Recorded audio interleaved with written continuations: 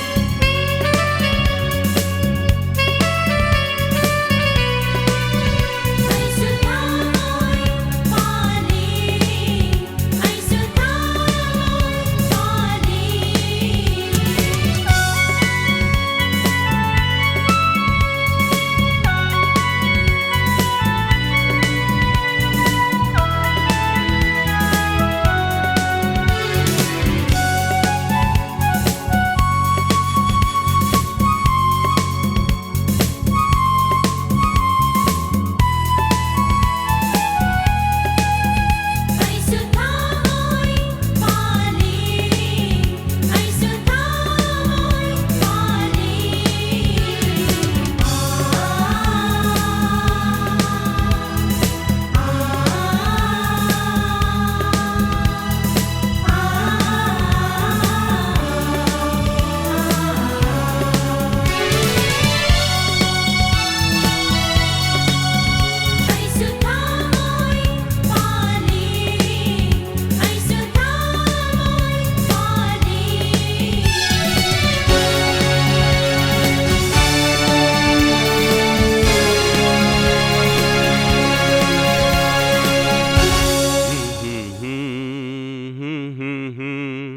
ꯃꯇꯝ ꯑꯃꯗ ꯊꯋꯥꯏꯗꯒꯤꯁꯨ ꯍꯦꯜꯂꯕꯤ ꯑꯃ ꯑꯗꯨꯕꯨ ꯆꯠꯈ꯭ꯔꯦ ꯊꯥꯗꯣꯛꯇꯨꯅ ꯃꯥꯗꯤ ꯑꯗꯨꯕꯨ ꯆꯠꯈ꯭ꯔꯦ ꯊꯥꯗꯣꯛꯇꯨꯅ ꯃꯥꯗꯤ ꯅꯨꯡꯁꯤꯕꯕꯨ ꯃꯥꯅ ꯈꯣꯡꯒꯣꯏꯅꯔꯝꯂꯒ ꯂꯩꯔꯝꯃꯤ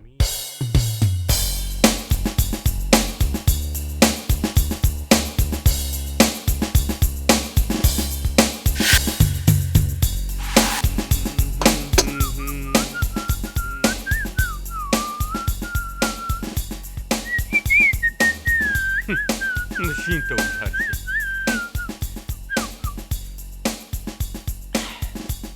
मामा हाँ हाँ हाँ आई कॉलेज चले फरे फरे चलो चलो चलो हे हे हे ngako ngako अस कईनो हे ngarang nungdangsi nangi chak thongbagi pali taidana ha madusu thongdre aina adum thongduna loirba matam maduda nang hekta halakku natro hey nangna tawriba kadardo mama khangloi hekta khan lakanu hey mama yang khangjani hey mama yang khangjani अदुबु आइनरो माम जुमते खले येंगुने मसी पुनमक्से मामना तोन मातने kari punamakse aina thonba ngaktane haba मानी mani haba आ kamdongna कमदौना बु मामना इने संबी hotel दा Ah. नुमित खुदिंगी लाइबगी महुत्ता ah इने संबी दो युमजिदा kolam पुसलदी ah मसी थोकद्राबा hey masi masi मामा मामा मामा भइरो मामा masi मसी मामा आई लाले मामा भइरो मामा masi nang masi आई लाले मामा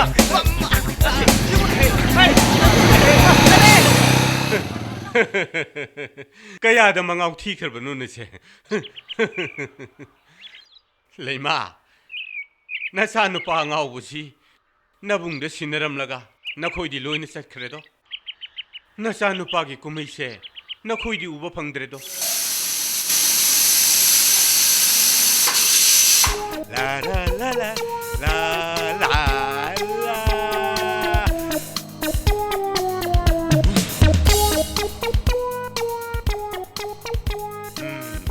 finish.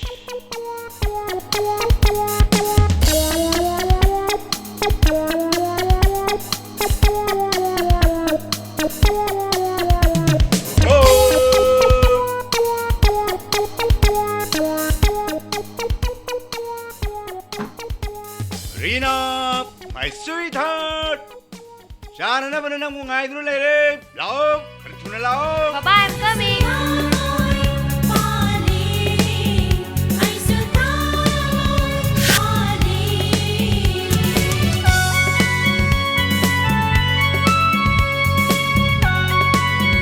Bye. Gili, gili, gili, gili, gili, gili. Yay! Yay! Yeah! Yay! Yeah! Yay! Yeah! Yay! Yeah!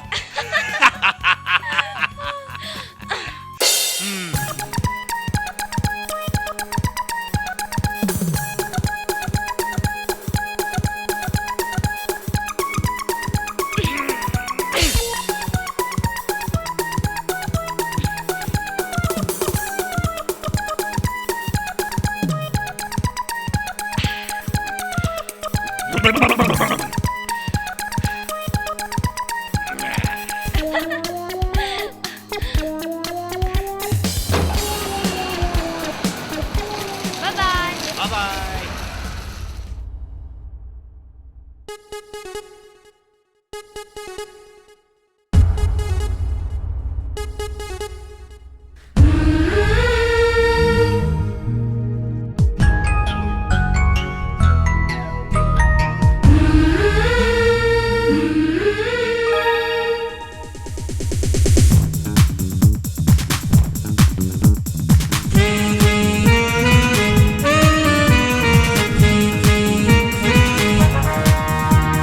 Hayingi wakal Khăn lôi hồ, khăn lôi đau.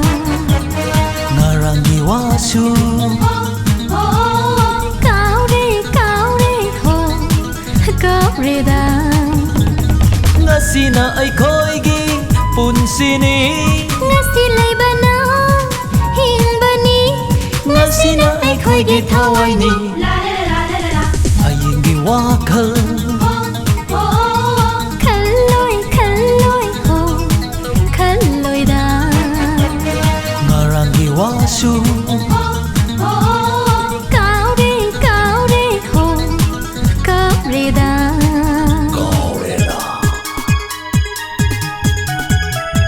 Let's forget about yesterday.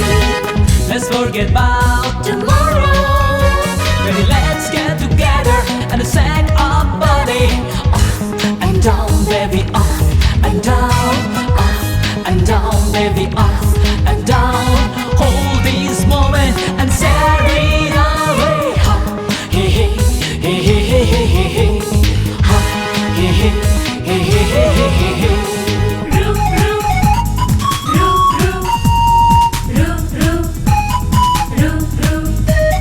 Mai tunga se yego mai tunga se yego Mayai ase kalida Hong lay atumba Wang lay ayaba Hong lay atumba Wang lay ayaba Thật tờ na ngao re pu ngao ngao re Ngao re ngao re ngao re Ngao re ngao re ngao re ngao đi đau. Hayingi wakal Khăn lôi hồ, khăn lôi đau. ngarangi wasu Cao đi hồ, cao đi đau. Cao đi đau. I got the new on the whole like paper from old to the young gonna make your body rock it's really easy it's gonna be easy you can do it anywhere jump around and have fun sing it let's forget about yesterday let's forget about tomorrow baby let's get together and sing our body off and down baby off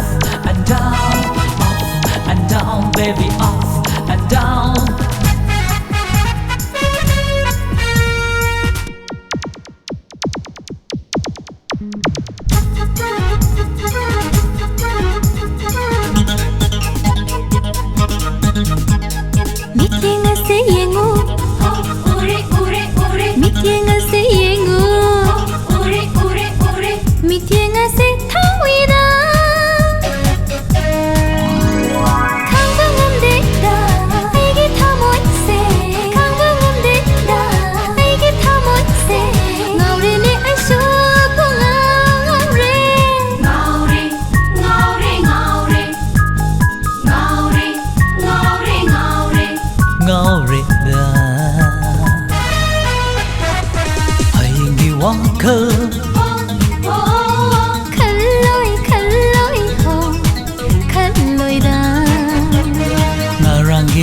Vasu काउरे काउरे हो काउरे दा ngasina aikoigi punsini ngasi leibana hingbani ngasina aikoigi thawaini hayenge wakhal khalloi khalloi ho khalloi da ngarangi wasu काउरे काउरे हो काउरे दा Kaureda. Ikaw mi. ꯀꯥꯏꯗꯗꯤ ꯃꯥꯡꯖ ꯇꯥꯕꯅꯦ Adu boba. Kay man na wa mo ngang hudrobane mi. ꯑꯩꯈꯣꯏ ꯀ꯭ꯂꯥꯁꯇꯨꯗꯒꯤ ꯅꯪꯅ ꯑꯄꯥꯝꯕ ꯑꯝꯇ ꯌꯥꯎꯗꯕ Adu budi yam chumma mi. ꯅꯪꯅ ꯅꯍꯥꯟ ꯍꯥꯏꯕꯗꯣ ꯔꯣꯃꯥꯟꯁꯀꯤ ꯃꯥꯗꯤ ꯁꯨꯄꯥ ꯈꯛꯇꯅꯤ Ko ni gi wari da ba. Moi kalak kon ta ni.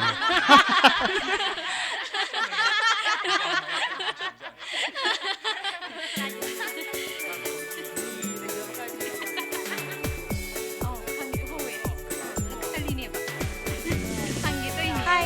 Hi. ꯍꯥꯏ ꯀꯩꯗꯧꯔꯒꯦ ꯃꯨꯠ ꯗꯥꯎꯟ ꯇꯧꯔꯤꯁꯤꯕꯣ? ꯍꯟꯗꯛꯇꯤ ꯔꯤꯅꯥꯁꯦ ꯀꯩꯅꯣ ꯃꯤꯇꯧ ꯇꯧꯏꯀꯣ. ꯀꯩꯗꯧꯔꯦ ꯏꯕꯦꯝꯃ ꯑꯩ ꯀꯩꯁꯨ ꯇꯧꯗꯦꯅ ꯍꯣꯏ ꯑꯩꯁꯨ ꯈꯜꯂꯤꯅꯦ ꯑꯍꯣꯡꯕ ꯈꯔ ꯂꯩꯗ. ꯍꯣꯏ ꯑꯗꯨꯕꯨꯗꯤ ꯋꯥꯈꯜ ꯆꯦꯟꯖ ꯇꯧꯔꯕꯅꯤꯅ ꯑꯍꯣꯡꯕ ꯈꯔꯗꯤ ꯎꯕ ꯇꯥꯕꯅꯤ. ꯑꯗꯨꯕꯨꯔꯣ ꯐꯣꯡꯗꯣꯛꯇꯅ ꯅꯨꯡꯁꯤꯕꯁꯦ ꯌꯥꯝ ꯋꯥꯕꯅꯦ ꯏꯕꯦꯝꯃ. ꯌꯥꯝ ꯋꯥꯕꯅꯦ. ꯏꯕꯦꯝꯃ ꯀꯣꯂꯦꯖꯁꯤꯗꯅꯦ ꯑꯩꯅꯅꯦ ꯅꯨꯡꯁꯤꯕ ꯑꯄꯥꯝꯕ ꯑꯃꯠꯇ ꯌꯥꯎꯗꯦ ꯑꯗꯨꯕꯨꯗꯤ ꯌꯥꯎꯋꯦꯁꯨ ꯈꯪꯉꯤ ꯌꯥꯎꯗꯦꯁꯨ ꯈꯪꯉꯤꯗ ꯅꯠꯇ꯭ꯔꯅꯦ?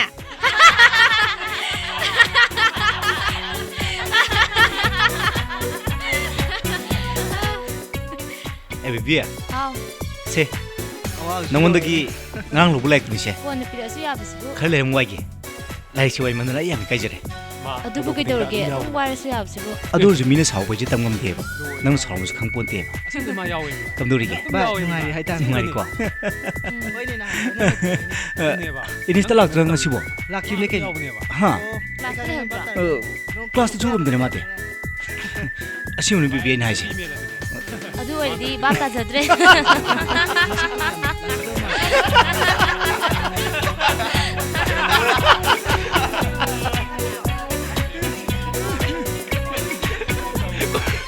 Kozlo.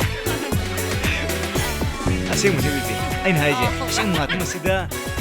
Thajagira thajaroira. Adudi ngai wa ta re. Ai sum tu phamu ge ko. ꯑꯧ ꯌꯥꯏꯌꯦ Di ma hari nai manang jang hudr di ba. Hi. Hi.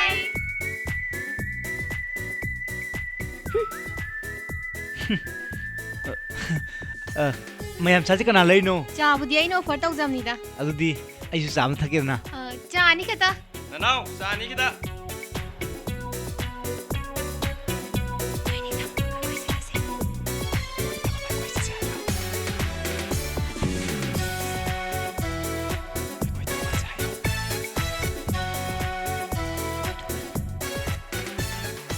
ꯑꯩꯈꯣꯏꯗꯤ ꯌꯥꯝ ꯀꯨꯏꯔꯦ ꯐꯝꯕ ꯅꯕꯥꯅꯤ ꯐꯝꯃꯝꯈꯣ ꯑꯩꯈꯣꯏ ꯍꯥꯟ ꯆꯠꯂꯝꯃꯒꯦꯀꯣ. ꯕꯥꯏ. Bye. ꯃꯌꯥꯝ ꯆꯠꯁꯤꯂꯥꯎ. Hoy se. ꯔꯤꯅꯥ ꯌꯥꯝꯕꯨ ꯆꯠꯂꯨꯈꯤꯒꯦꯀꯣ. ꯑꯩꯈꯣꯏꯗꯣ ꯀꯌꯥ ꯇꯥꯔꯦ? ꯑꯗꯨꯗꯤ ꯍꯜꯂꯝꯃꯒꯦꯀꯣ. Chalaga bhai. Chale ko. ꯑꯆꯣꯏꯕ ꯌꯥꯎꯗ꯭ꯔꯦ ꯁꯤꯗ ꯍꯟꯕꯤꯔꯣ. Yani yani. See you later.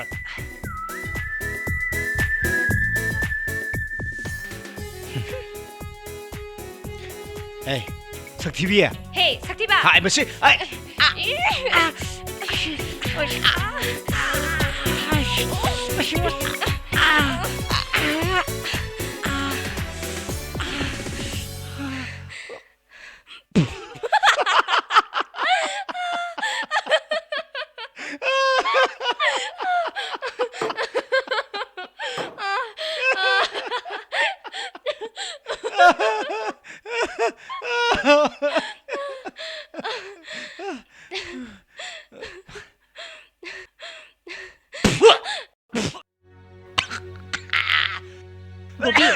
Bobby Bobby Bobby ꯀꯩꯗꯧꯔꯒꯦ ꯃꯤ Bobby Bobby Bobby ꯀꯩꯗꯧꯔꯒꯦ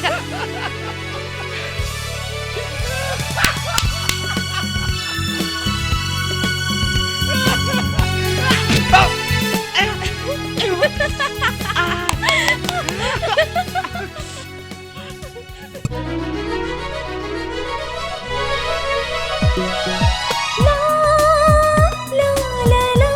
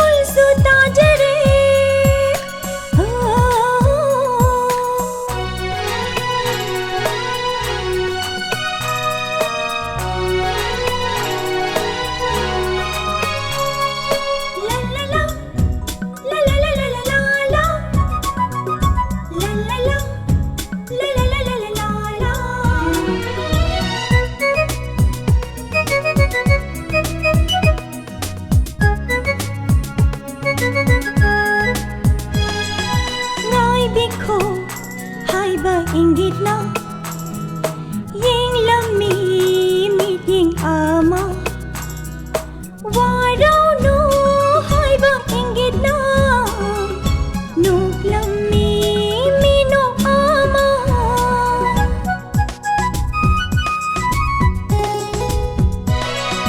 ngai bikho hai ba inggit na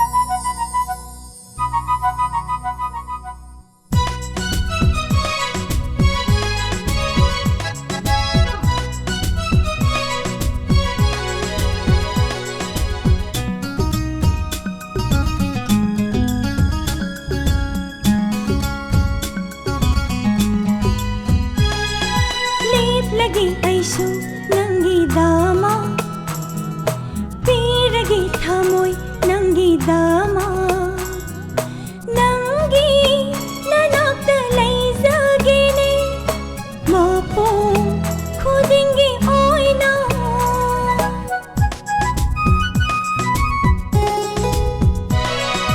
lep lagi aisu nangi dama piragi thamoi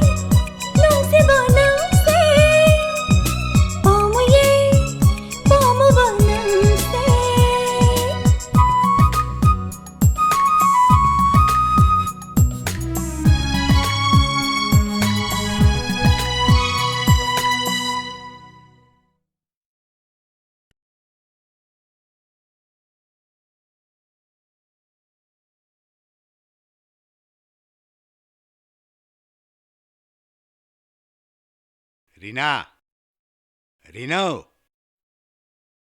Reena हाय से थेंगे हगलो ने आयुक की पुंग मरी तागरे ने ब्रेकफास्ट नंग मुंगाई ले रे ने हे हगलो ने हे से थेंगे हगलो ने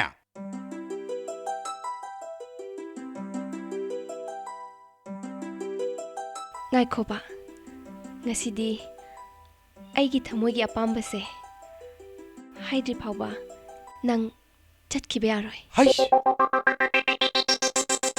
se amukta hayoba nangna tumin leido kaigino ba kaigino I love you haina amukta hayoba se amukta hayoba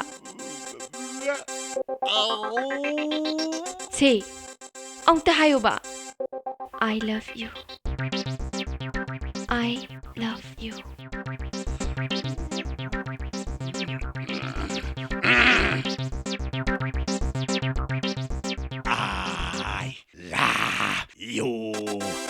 I love you.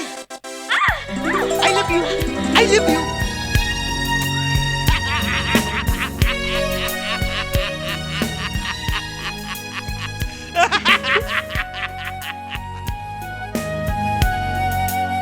My sweetheart. Nangi, I love you. Jibu kanano. Kadai deno. Baba. Kailan deno ba? Baba. Babada hayo. Baba, masimak luhumbini. Baba. As, baba si ma. Ang nakawisi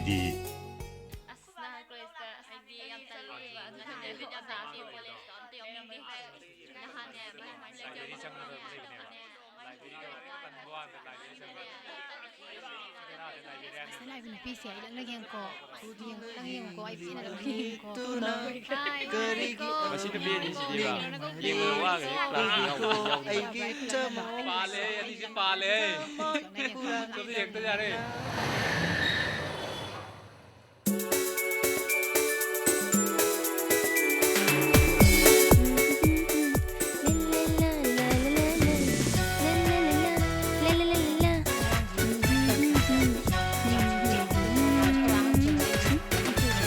Hey, Saktibi. Tiba. Hi. Hi, guys. Mayam kiyang kuy Kiyang lagi kuy yo pa. pa. Ngay diba kuchu Yes, lapu si yes, dan yes. Mana sige tingner bo. Oh man, ay jumala. Noi ta mo di ama pan ngai le ho bane. Sak sing siga. Pakti paktana. Pakti paktraga. Angwa tu yang wai. Nakule. Sai lai fi le. Akui principal no baba lai Mo sa. na lelo. Akui gam ayam sana dui man. Noi cham lai de. Ai di magi lek sa ta ni khang da. Ai gi asa at yaw ning dram. Talle. Noi shu tan ro. Hi, Hi. kamduri ke? Nungat. Yang noi ko. Noi heroin tani ba? Ha, kem noi si ko. Rina, kay daroge. Kaisu tau de. Bubi ka na ba ni sidi unare higda sa unay. Unadre laibang am na dabra khang de. Higda ko heng ko hang nei sigai gino. Adu bure ne. Ai ngun ngau jaba. Nasak tu dai na ngau dui ba. Ngau ri he. Nang ni ne ngon ngau dia. Hey, Saktibi. Sakti ba. May I have your attention, please? All the students are requested to get inside the auditorium for an important program.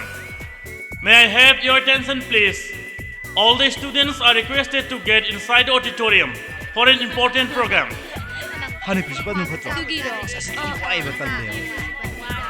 Yo teringi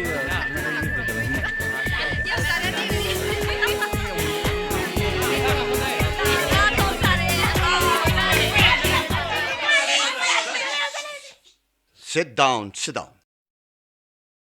Dear students, 아이기 밍 프로페서 타완자나 ngashidagi nakogi college asigi regular principal ama haptri phawba aibu matam kharagi oina deputation oina tharakpani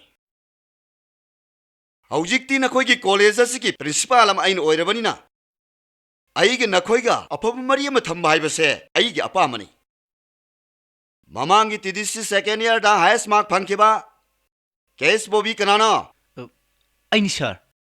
oh nangla Yes sir. aduga mathangda wairina kanano Sir, ai ni. yes very good nakoi animak chidalaw come here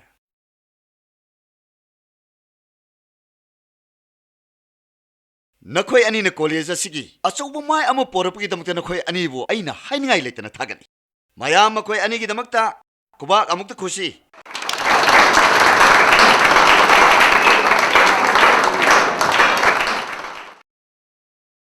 adubu hauji nakoi ani na sheliba dress asi student amu oibagi dress haibadubu masira ha masiro chawkhatlaba western country gi ithak irang yoiba bar singda disco dance to the set kadaba dress sing aduna mahai tampham oiriba pungning loksing knowledge kaya lofam oiriba senglaba laisang gumlaba mafam asida nakhoi gi dress sing asi set laga lakpasi nakhoi gi pamjabi haibedu oirene ha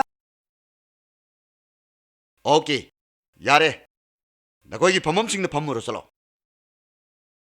aina hairibase nakoi pomna maktani aduna dress haibase mi gi matau tamlibani haiduna aikoina ne mado mafam matam chana setragadi tamlubuki kana bulaiti खंग लेदना western country की society अदुगा अखोई की society असिगा याम खेने अखोई की society असिगी चनरिब कयासिंग अदुगी मनुंगदा मखोई की सोसाइटी द चनदब कयाम सु यावे अदुना मखोई की सोसाइटी अदुद चनरिब कयामा अखोई की दसु चनदब यावरी मरम अदुना सोसाइटी अमगा चन्नब चन्नदब हाइबदो अखोइना मुन्न खंजनगदबनी अदुना माना अनिंगबा अपाम पंगतौद तौबसिना तुंगद फत्तब कयाम लाई हाइबसे अखोइना खंजनगदबनी ngasi nakoina seliba dressing ado mafam chana sele haina nakoina khanbra nakoi amukta kumu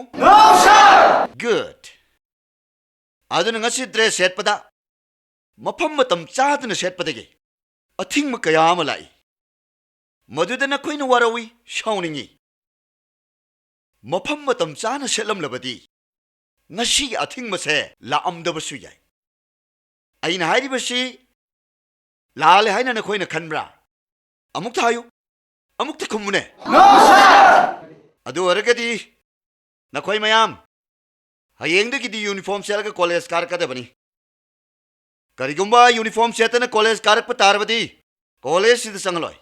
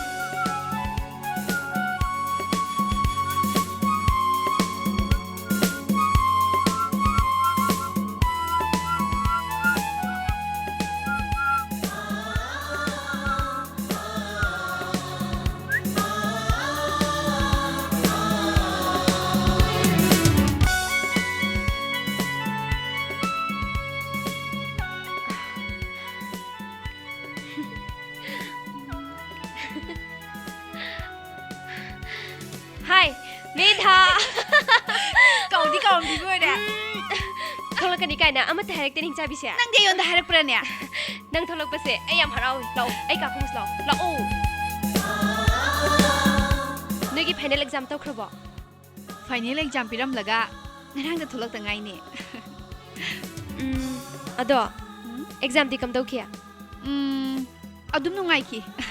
Ado. Nakoi final exam di tau kerba. Kadai degi no da. Ekoi gidi yang wat li. Ado, nang ngam diam ngamal. Hima, kari no nang nahai dubo. Ay na kari tau kage. Nate, nang na Mumbai da sahi aduk sang na leba do. No mata tholakte. Mi etay di suti ek leba khudingi loy na tholai. Nang khakta ni bi ma tholak tisi. Oh baby. Amuk tholakani. Amuk jangani. Hanganda tholak podo. Tali bima. Khange bima. Nangi se. Ay singnaba malay. Kana khanganda na Mumbai da lo na chikna kana gumba ama. Soida na lairamdoy malida. Hoy bima. Adu gumbaga amda thamjadri. Asing brane. Asing bane. Propose tor pubudi yamna lay. Masing thingamde. Adubu aigi thamoina khuidaba amata hek yaudaba.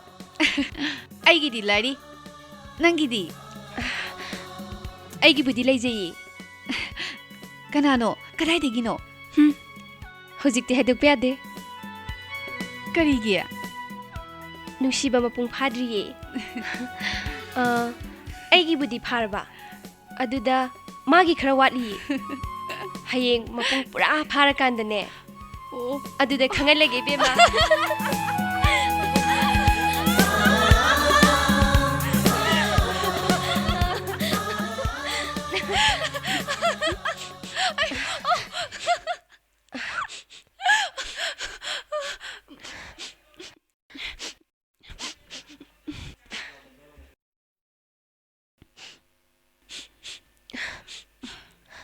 Kadai dunu pisak pa manam namisibo.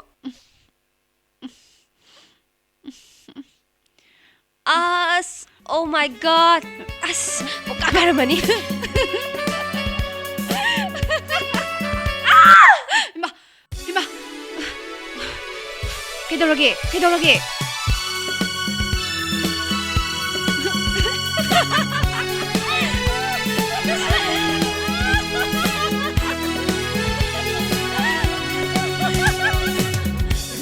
Song. Nagsida. Nagsilip. Ngarang ay na, ngasidagi uniform siya alaga karakadabani hayre. Nakoy amo bauk setna lae, natra. Nakoy ay na hayba indrabani na. Ngasidi class amati yaw yaroy. Hogjumak sa kibiyani.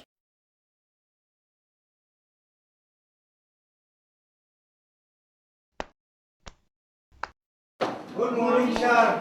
Good morning. Please sit down. Thank you, sir. Ahanbada, uniform selapagidamagta ayun na nakoy batagali. Wapam amana, nakoy bu apabamay kay amada, purak na bagidamagta. Nakoy gi parents sinaso, matam gi matungina. Ay koy wajasi nga kanan na naduna sa amin na badarkar oy. Aduna, hayang asina koy gi parents singa, ay koy wajasi nga kanan na nabagi mi pamamalayani. Maramaduna, ore nakoy na class loerga hankibada. Nakoy gi parents sing na pinana balete ramamam purag sakhi kita bani. Don't forget. Yes, sir. Thank you. Good morning, sir. Good morning. Sit down. Thank you, sir.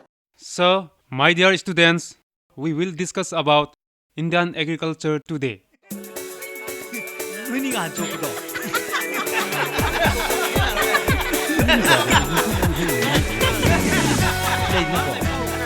Ramesh ka hase.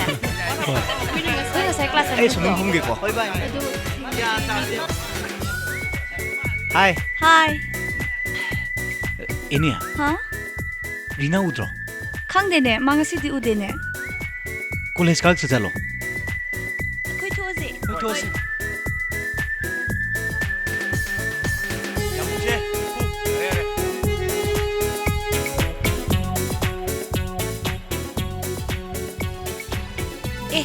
Rina di letu. Lao. Kita lao. As, chamo he. Kayo sa lasibo. Kanano magalang minisibo. Yan pasi.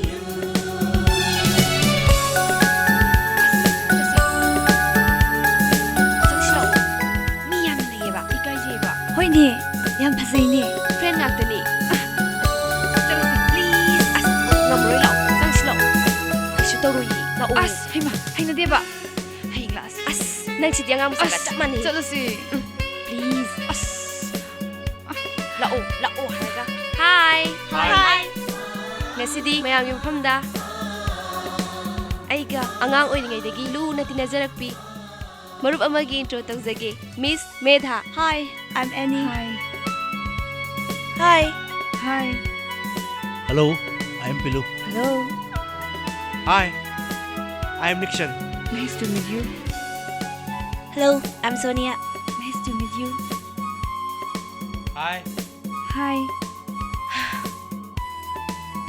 Aduga, sina my best enemy, Mr. Bobby. Hi. Hi.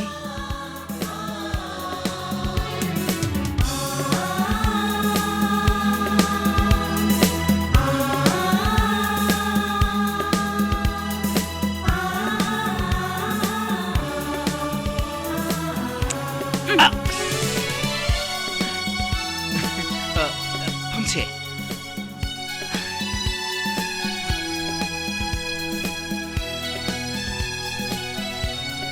Adudi akoy ngasi ahamba sa khangmai khangnabanina Bobby nang na chara coffee-ra apamba ma offer tawrodana. Yaye. Ado coffee to sira cha to sira. Amay kiyay. Yambo. Sa ni kata. Som kari college tambiye. Mumbai gi Jubilee College ta tambane. Handak thayar gi exam piramaga tholakpane. Adudi rina hanta akoy college ki more discussion da toise sida medhas yawan sina. Yes, right. Medha, chaluse. Nang yodi yam nungai ni ye. Sorry na. ꯑꯩ ꯌꯥꯎꯕ ꯅꯨꯡꯉꯥꯏꯔꯣꯏꯗ ꯀꯔꯤꯒꯤ please Don mind ꯁꯦ ꯌꯥꯎꯔꯨꯁꯤ ꯀꯩꯗꯧꯔꯒꯦ ꯁꯦ ꯆꯠꯂꯨꯁꯦ please ꯆꯠꯂꯨꯁꯦꯕ ꯅꯪ ꯌꯥꯎꯔꯗꯤ ꯌꯥꯝ ꯅꯨꯡꯉꯥꯏꯅꯦꯕ ꯑꯩꯈꯣꯏ ꯇꯥꯃꯣꯅ ꯌꯥꯔꯛꯀꯗꯕ ꯃꯥꯟꯗꯤꯌꯦ ꯀꯩꯗꯧꯕ ꯌꯥꯔꯣꯏꯗꯣꯏꯅꯣ ꯑꯩ ꯍꯥꯏꯅꯕꯤꯒꯦ ꯁꯣꯏꯗꯅ ꯌꯥꯔꯛꯀꯅꯤ ꯁꯦ ꯆꯧꯁꯤ ꯀꯩꯗꯧꯔꯒꯦ ꯒꯦꯁ ꯑꯃ ꯑꯣꯏꯅ ꯃꯌꯥꯝ ꯃꯔꯛꯇ ꯌꯥꯎꯕ ꯀꯩꯁꯨ ꯀꯥꯏꯗꯦꯅ ꯃꯌꯥꯝꯒꯤ ꯑꯄꯥꯝꯕꯁꯦ ꯑꯃꯨꯛꯇꯗꯤ ꯅꯤꯡꯕ ꯊꯨꯡꯍꯟꯕꯤꯌꯨ ꯄ꯭ꯂꯤꯖ ꯁꯦ ꯌꯥꯎꯔꯁꯤ ꯀꯩꯗꯧꯔꯒꯦ ꯆꯧꯁꯤ ꯀꯩꯗꯧꯔꯒꯦ ꯃꯌꯥꯝ ꯃꯔꯛꯇ ꯒꯦꯁ ꯑꯣꯏꯅ ꯌꯥꯎꯕꯗ ꯀꯩꯁꯨ ꯀꯥꯏꯗꯦ ꯀꯩꯅꯣ ꯌꯥꯎꯔꯨꯁꯦ ꯌꯥꯎꯔꯨꯁꯦ ꯀꯩꯗꯧꯔꯒꯦ ꯆꯠꯂꯨꯁꯤ ꯀꯩꯅꯣ ꯃꯌꯥꯝꯅ ꯌꯥꯗ꯭ꯔꯕꯅꯤꯅ ꯑꯩ ꯆꯠꯄ ꯇꯥꯔꯦꯗꯅ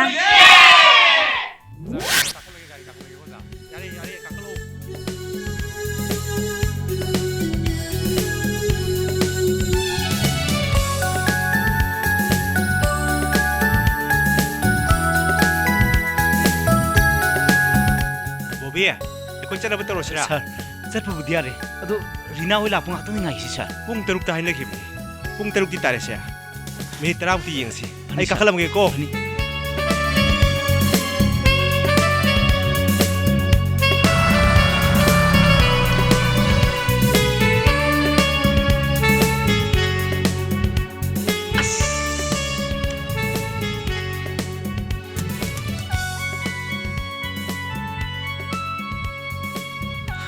ꯀꯩꯗꯧ ꯂꯩꯔꯤꯅꯣ ꯁꯣꯔꯤ ꯕꯣꯕꯤ ꯑꯩꯅ ꯈꯔ ꯊꯦꯡꯗꯣꯛꯈ꯭ꯔꯦ ꯌꯥꯏꯗ ꯊꯦꯡꯉꯩꯁꯦ ꯑꯩꯅ ꯅꯠꯇꯦ ꯏꯕꯨꯡꯉꯣ ꯃꯁꯤꯅꯅꯦ ꯃꯁꯤꯅ ꯌꯥꯔꯦ ꯀꯥꯈꯠꯂꯁꯤ ꯂꯥꯛꯑꯣ ꯂꯥꯛꯑꯣ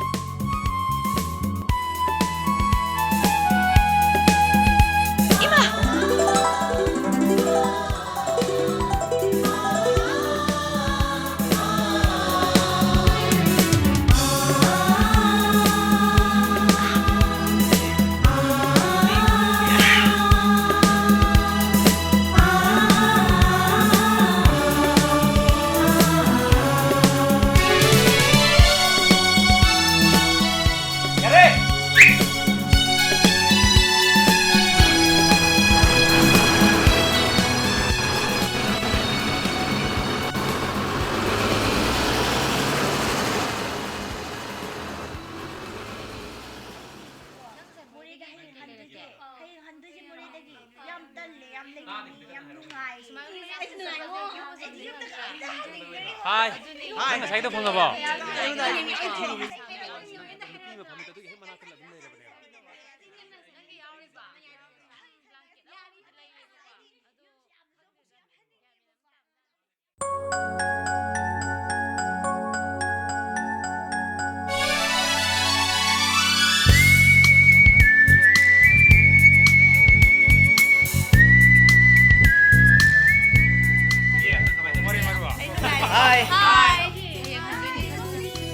ꯃꯌꯥꯝ ꯀꯩꯀꯩ ꯂꯩꯅꯔꯒꯦ ꯑꯩꯗꯤ ꯃꯔꯩ ꯃꯔꯨ ꯂꯩꯔꯦ ꯚꯥꯏ ꯃꯌꯥꯝ ꯑꯉꯥꯎ ꯁꯨꯃꯛꯇꯤꯅ ꯊꯣꯛꯍꯧꯔꯣ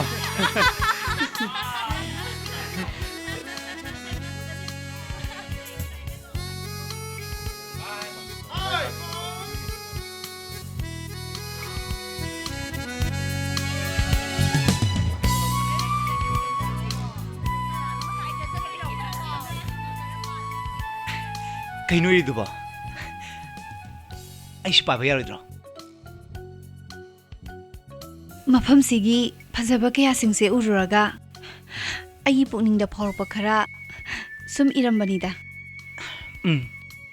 ꯑꯩꯁꯨ ꯃꯣꯔꯦꯗ ꯂꯥꯛꯄꯁꯦ ꯍꯟꯗꯛꯀꯤꯁꯤꯅ ꯑꯍꯥꯟꯕꯅꯤ ꯅꯪꯅ ꯍꯥꯏꯒꯨꯝꯗꯅ ꯃꯐꯝꯁꯦ ꯌꯥꯝ ꯐꯖꯩ ꯅꯈꯣꯏ ꯃꯌꯥꯝꯒꯤ ꯃꯔꯛꯁꯤꯗ ꯑꯩꯕꯨ ꯌꯥꯎꯍꯟꯕꯤꯕꯁꯦ ꯑꯩꯅ ꯄꯨꯟꯁꯤꯒꯤ ꯀꯥꯎꯕ ꯉꯝꯂꯔꯣꯏ ꯑꯩꯈꯣꯏ ꯀꯣꯂꯦꯖꯀꯤ ꯏꯁꯀꯥꯔꯁꯟꯁꯤꯗ ꯑꯩꯅ ꯍꯥꯏꯖꯕꯗ ꯅꯪꯅ ꯌꯥꯕꯤꯔꯛꯄꯁꯦ ꯑꯩꯁꯨ ꯄꯨꯟꯁꯤꯒꯤ ꯀꯥꯎꯕ ꯉꯝꯂꯔꯣই ꯃꯦꯙꯥ ꯑꯩ ꯉꯁꯤꯗꯤ ꯅꯪꯉꯣꯟꯗ ꯋꯥ ꯑꯃꯇ ꯍꯥꯏꯒꯦꯅ ꯍꯥꯏꯌꯨꯅꯦ ꯀꯔꯤ ꯋꯥꯅꯣ ꯑꯩꯒꯤ ꯋꯥꯁꯦ ꯇꯥꯔꯒ ꯌꯥꯅꯤꯡꯕ ꯌꯥꯅꯤꯡꯗꯕꯗꯨꯗꯤ ꯅꯪꯒꯤ ꯃꯣꯠꯅꯤ ꯍꯣꯏꯅꯦ ꯑꯗꯨꯕꯨ ꯀꯔꯤ ꯋꯥꯅꯣꯕ ꯍꯥꯏꯌꯣ ꯑꯗꯨꯕꯨꯔꯣ ꯃꯦꯙꯥ ꯑꯩ ꯅꯪꯕꯨ ꯅꯨꯡꯁꯤ ꯃꯁꯤꯒꯤ ꯄꯥꯎꯈꯨꯝꯁꯦ ꯑꯩ ꯍꯧꯖꯤꯛꯃꯛ ꯄꯥꯝꯃꯦ ꯑꯦ ꯃꯦꯙꯥ ꯑꯁꯤꯗ ꯃꯤ ꯃꯌꯥꯝ ꯉꯥꯏ ꯂꯩꯍꯧꯔꯦ ꯂꯥꯛꯑꯣ ꯖꯁ ꯂꯥꯛꯑꯣ ꯉꯁꯤ ꯃꯣꯔꯦꯗ ꯑꯔꯣꯏꯕ ꯑꯍꯤꯡꯅꯦꯕ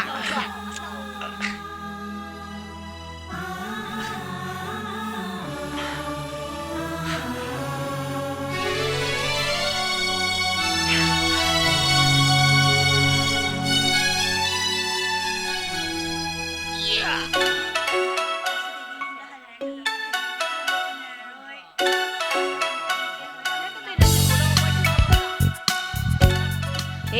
Saktiba, natanda si kadoy no?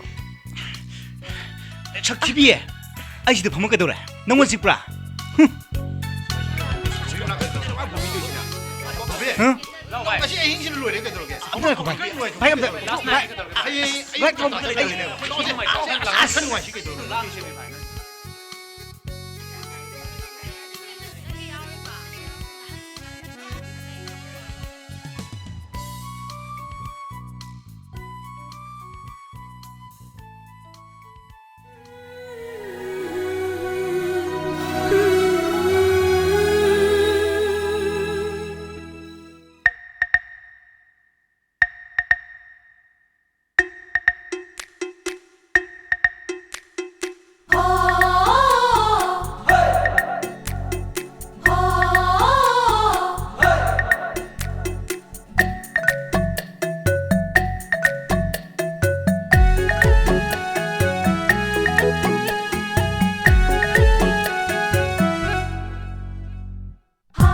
ꯅꯨꯡꯁꯤꯅ ꯅꯪꯕꯨ ꯅꯨꯡꯁꯤ ꯍꯥꯏꯖꯕ ꯉꯝꯖꯗꯦ ꯄꯥꯝꯖꯅ ꯑꯩꯅ ꯄꯥꯝꯃꯨꯂꯤ ꯄꯨꯟꯅ ꯄꯨꯟꯕꯁꯨ ꯉꯝꯖꯗꯦ ꯅꯨꯡꯁꯤꯅ ꯅꯪꯕꯨ ꯅꯨꯡꯁꯤ ꯍꯥꯏꯖꯕ ꯉꯝꯖꯗꯦ ꯄꯥꯝꯖꯅ ꯑꯩꯅ ꯄꯥꯝꯃꯨꯂꯤ ꯄꯨꯟꯅ ꯄꯨꯟꯕꯁꯨ ꯉꯝꯖꯗꯦ ꯅꯛꯅ ꯂꯩꯕ ꯅꯨꯡꯁꯤ ꯁꯛꯇꯝ ꯂꯥꯞꯅ ꯇꯥꯝꯅ ꯌꯦꯡꯂꯩ ꯊꯤꯅꯩ ꯉꯥꯎꯏꯍꯦ ꯅꯨꯡꯁꯤꯕ ꯆꯥꯛꯏꯍꯦ ꯅꯨꯡꯁꯤꯕ ꯅꯨꯡꯁꯤꯅ ꯅꯪꯕꯨ ꯅꯨꯡꯁꯤ ꯍꯥꯏꯖꯕ ꯉꯝꯖꯗꯦ ꯄꯥꯝꯖꯅ ꯑꯩꯅ ꯄꯥꯝꯃꯨꯂꯤ ꯄꯨꯟꯅ ꯄꯨꯟꯕꯁꯨ ꯉꯝꯖꯗꯦ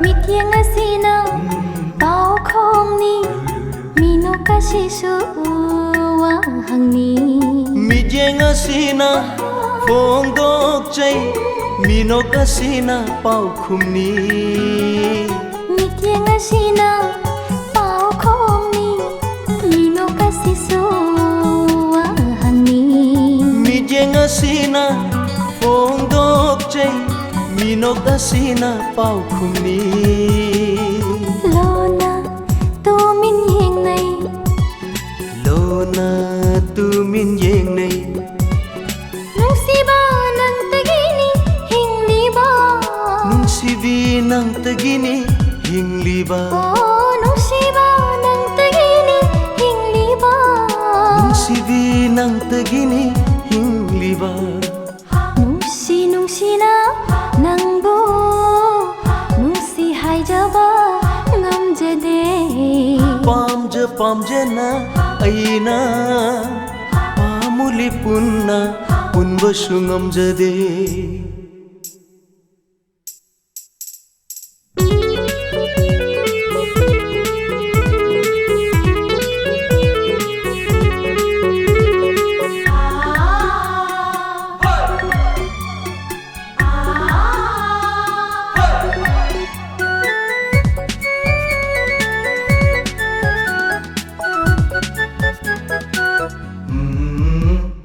Mikup khudingi nangtana leibiyu inakta lendana nungsi mityengna yengbiyu pamumilop na sumbiyu Mikup khudingi ꯅꯪꯇꯅ ꯂꯩꯕꯤꯌꯨ ꯏꯅꯥꯛꯇ ꯂꯦꯡꯗꯅ ꯅꯨꯡꯁꯤ ꯃꯤꯠꯌꯦꯡꯅ ꯌꯦꯡꯕꯤꯌꯨ ꯄꯥꯝꯃꯨ ꯃꯤꯅꯣꯛꯅ ꯁꯨꯝꯕꯤꯌꯨ 하유 아이부 농시리 하유 아이고 농시리 농시비 낭떠기니 힝리바 농시바 낭떠기니 힝리바 오 농시비 낭떠기니 힝리바 농시바 낭떠기니 힝리바 농시나 낭보 농시 하이저바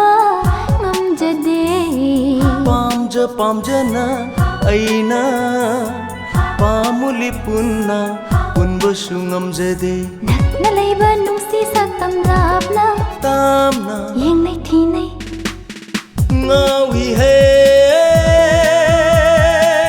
ꯅꯨꯡꯁꯤꯕ ꯆꯥꯛꯏ ꯍꯦ ꯅꯨꯡꯁꯤꯕ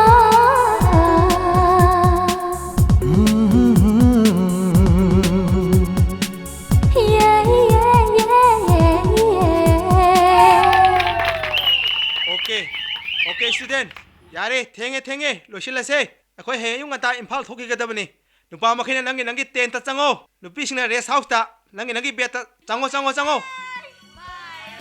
हाय मिमी नोय दम चक दो करीम तोनी चंगो हाय जेन चंगो ने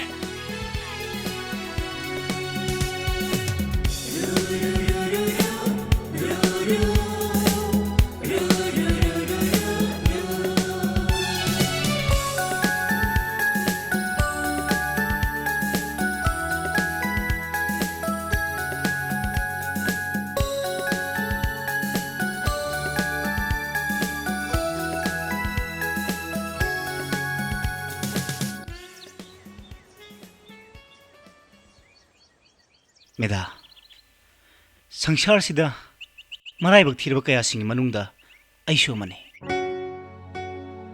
इमा बाबाना पिसक पिना हुंदोन लोगबे मतुंगदा आइगी मा मनाइबु चाउन वयल खिबने मपोंपो खुदिंगदा आइगी मा मगी लमंदी आइना कैदोंगदा सिंग मंगम लरय नाहाकी पुंसिगा आइगी पुंसिगा याम नक्सिनै खोगी बाबादो दाजिंगदा लेबा नेपाली ने फोर्स लेबने मणिपुरदा पोस्टिंग तारकपदगी मफम सिगी निंगोल अमा लौरगा अदुम लेरखिबने अगी मादो मफम सिगी मिते निंगोलने अदुबु लाइबक्सिदा इमा बाबा अनिमक इमिसना उबा फंगौद्रे अगी इनमना अबू मनमद पोदुना इमा बाबा लेतबगी अवाटपा अमता खंगंदब मखै अबू चाउनब योलखि अदुगा हुजिक लेरबा इनम सिसु मिते निंगोलने अबुसु यामना लुना तवे अगिदी मखै अनिसे ईश्वरने अदु वेरदी आइसिना नंगी कना अदुबुरो नंगदिने अगी थवाइने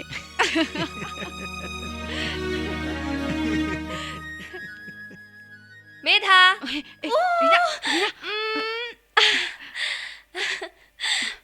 कईनो ngasiदी nahangaiga ima manadina कईनो इथक इरांगा याम होइसिबो कईदरोगे से हायोबा अदुबुरो आइना नंगोंदा नुसिबा मपुंग फाद्री हाइदोकपा यादे हाबदो ngasiदी हाइदोकपा यारेबा इमा अदुदी नंगी नुसिबा मपुंग फारे सिनीने कनानो कदाइदगिनोबा अदुबुरो आइना मतम सांगना मागी नुसिमी येंगदो ngaijarappani मागी वाखलदा नुंगाइबा मंगलान कया आइना सागत चखिबनी पुमनमक्तो मंगफाउना हल्ले होइने फरेने नंगना मतम सांगना निंगजरकपा खंजरकपा महक अदो कनानो से कनानोबा अइंगोंदा हायो अदुबुरो बॉबी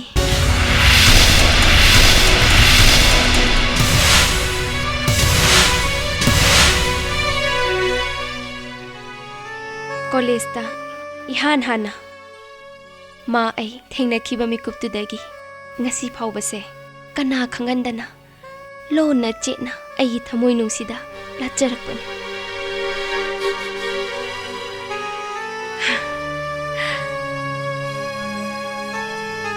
ꯃꯥꯅ ꯑꯩꯒꯤ ꯏꯐꯝꯗ ꯄꯤꯔꯛꯄꯅꯦ ꯁꯦ ꯌꯦꯡꯉꯨ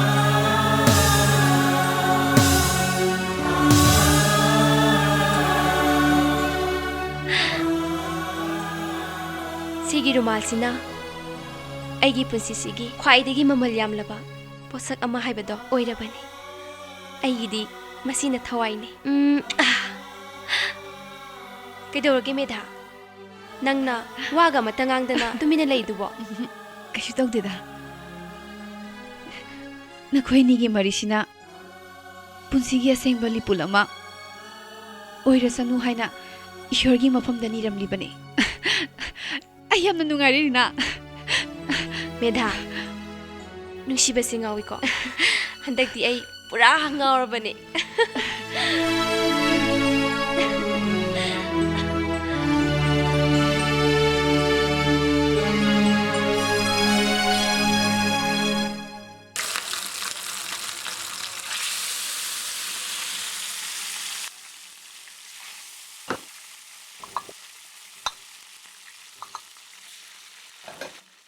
ꯑꯁ ꯑꯩꯅ ꯂꯣꯟꯕ ꯏꯔꯣꯝꯕꯁꯤ ꯍꯣꯔꯦꯟ ꯍꯥꯎꯇꯦ ꯀꯥ ꯍꯥꯏꯔꯛꯑꯗꯤ ꯂꯣꯏꯔꯦ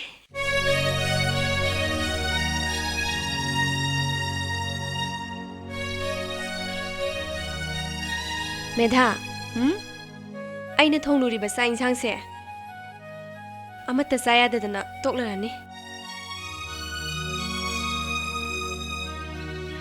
ꯀꯔꯤꯝꯇ ꯄꯥꯈꯠꯀꯅꯣ ngasi aina thongiba hijangse soidana hawe haradabani horen bobigi mukhuto soidana chikharani soidana hauni ko medha hauni ba nang chakse thangdokpa horamo ai nga se loishalage ko chalo phani cha cha ai choi lak jege cha cha babung hai ubia lao kam chit phamula hoi babung nangna handaki exam sida manipur punamaki topar tarpududane pona nungai mangradana hoi babung chak charam pije gen ko bunida chak pudi rina ga medha ga ne ngasain thonggrame hai adu ipadi yadrin hi kari lege babung hojik to minister na emergency meeting am tongne na phone de korkip duni ne pacha tab yadre hey rina nakhoi ki sak tu loi dibra na hey bobi di lak na lei re ne baba sak pudi loi re as bobi lai kamai tau ne medha bobi lai ai kamai tau doi no chalo nang ma phamalamo ai cha injang mayam se loisilage as ai kamai tau doi no mi as karimta khalunu se ai taramage ba chalo mi matom phama nungai ra roi ba ai am ikai kamai tau doi no chalo kemta tau roi ba chalo se chalo ai loi tau rage ba se ai thobo tau ge ba chalo medha as ai ngamoi ba ai am ikai ba ai talle ba kaishu tau roi mi matong da lei ba nungai ra roi ba se chalo ba kaishu tau roi kem pa ka kanu se kemta kidora gi namuna hey kidora oi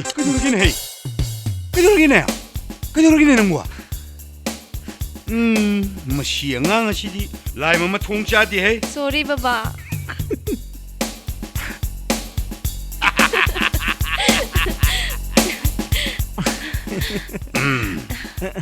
ado are bobi ai ngairamanu sak tu na khoi te sa thoma phani babung ai mantri na ngairamani ai chalu ki ko hoi babung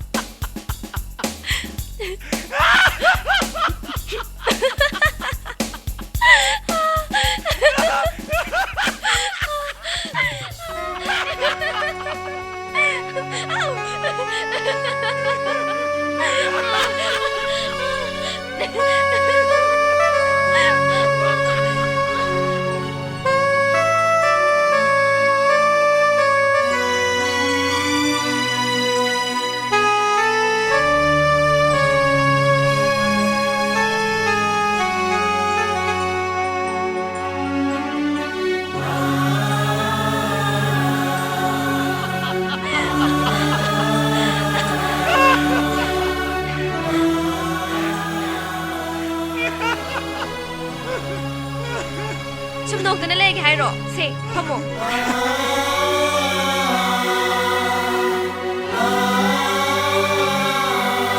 짝 두고 낭 통이라. 나트가 메단 통이라. จักปดีเองนะทงปะเนี่ย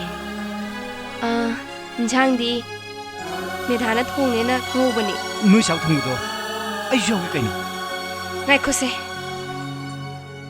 อีบานีวาริชาดว่ายามเลยไอ้ดินังน่ะดูไม่ตลกกันนี่ให้ไปเซ่ช่องท่าให้ท่าจะดิ 그리봐. โมเรกิสการชันดา 모네스 가서 늦게 왜 해봐노? นังเซ่มาตะวันลันตะแบบให้เอามุกซานานุบุง 헤, 능기씨 메다. มาเลยข้างกันปะเนี่ย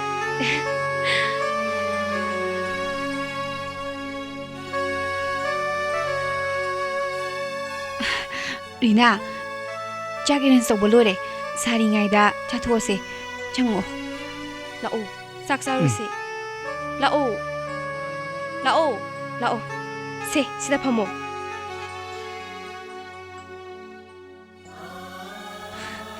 아스. ngasi 산상시 얌 호도말리고. รีน่านั่งชุบพโมซาบะฮูโรไอเอาวัดไปยังไง 에. 짜랭이 데코에 분에 살스케노. เฮ้ยนี่เมธาซาดิไงเดี๋ยวค่อยปรับซาวร์สิไกกินนั่งนองเลยดูดูบ่เซ่เหล่าเซ่สิดาพโมเซ่ รีน่าไอคนน่ะซาสวยดา อัสยารุยารุซาดิไงเดี๋ยวปรับซากันดำนี่สิพโมซาบะฮูโรไกดูโรเก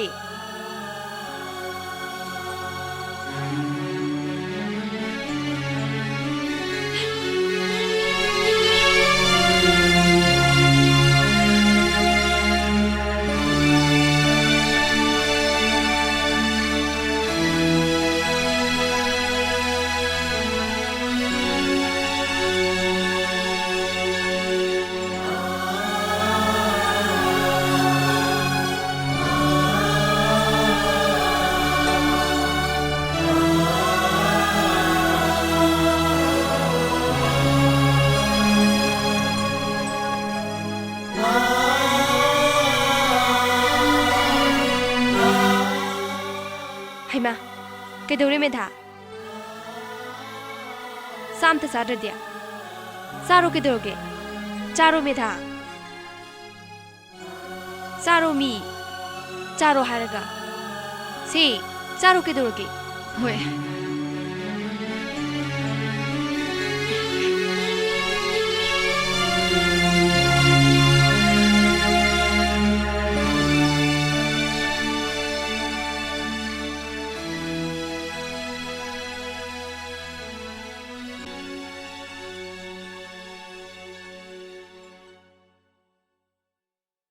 แกดูได้ไหมท่าคุณโอ้ยในสายดูบ่เย็ดแกดูแกเอ๊ะเมท่าแกดูได้แกดูแกบ่เมท่าอีสิงท่าโอ 이신이 들으세.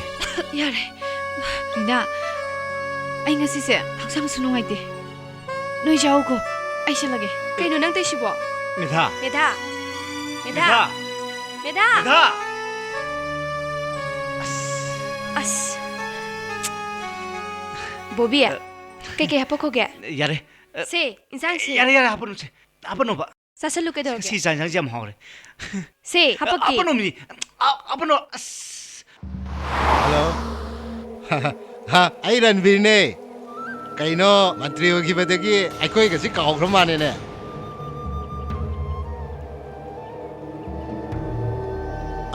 आई की bill दो आई वो पास तो हम बिरो हंदक की chief engineer दो बाप करे तामंदी ने मंत्री ने बाप ताना बखरा हाई बियो नत्र बदिया बबो है रोय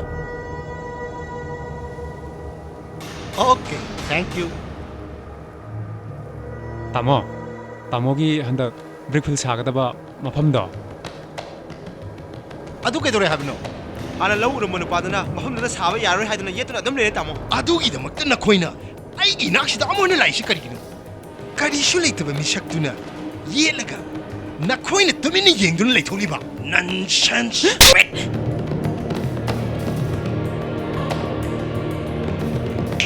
ꯆꯠꯂꯣ ꯍꯧꯖꯤꯛꯃꯛ ꯆꯠꯂꯣ ꯅꯨꯄꯥꯗꯣ ꯃꯈꯣꯡ ꯑꯃ ꯈꯨꯠ ꯑꯃ ꯍꯧꯖꯤꯛꯃꯛ ꯊꯨꯗꯦꯛꯀꯗꯕꯅꯤ ꯆꯠꯂꯣ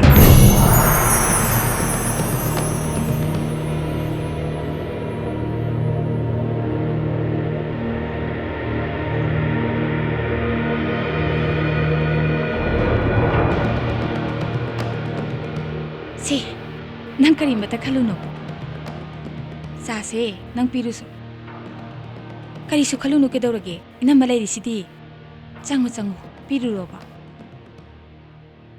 ꯆꯪꯉꯣ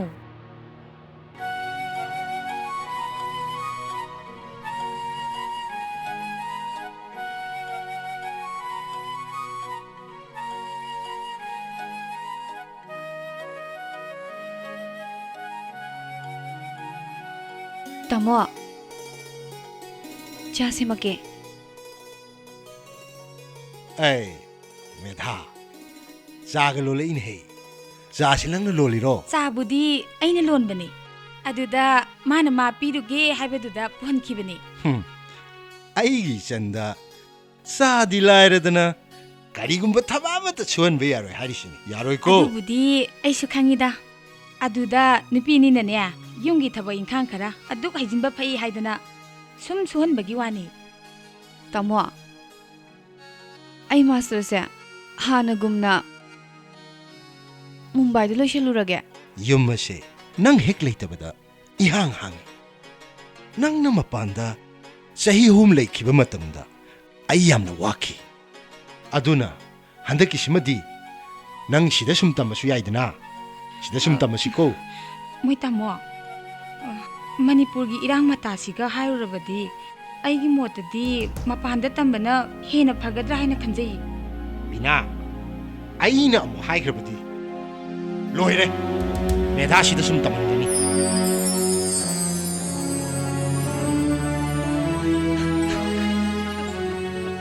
ꯍꯩꯃꯥ ꯃꯗꯨꯒꯤꯗꯃꯛꯇꯕꯨ ꯀꯞꯄ ꯍꯧꯅꯕ꯭ꯔꯣ ꯁꯦ ꯏꯅꯝꯃ ꯂꯩꯔꯤꯁꯤꯗꯤ ꯏꯅꯝꯃꯅꯅꯦ ꯌꯥꯅꯕ ꯁꯣꯏꯗꯅ ꯍꯥꯏꯅꯒꯅꯤ ꯁꯦ ꯀꯞꯀꯅꯨ ꯁꯦ ꯑꯉꯥꯡ ꯃꯆꯥꯗꯧꯅ ꯁꯦ ꯁꯦ ꯁꯦ ꯀꯞꯀꯅꯨ 이놈은 로인 하나 되니.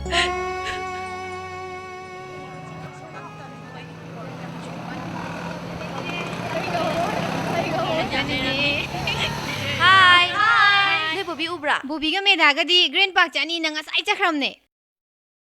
Green Park ta. Phare dudi noi phamam ko ai chalu ki ge ko. Hoi phare.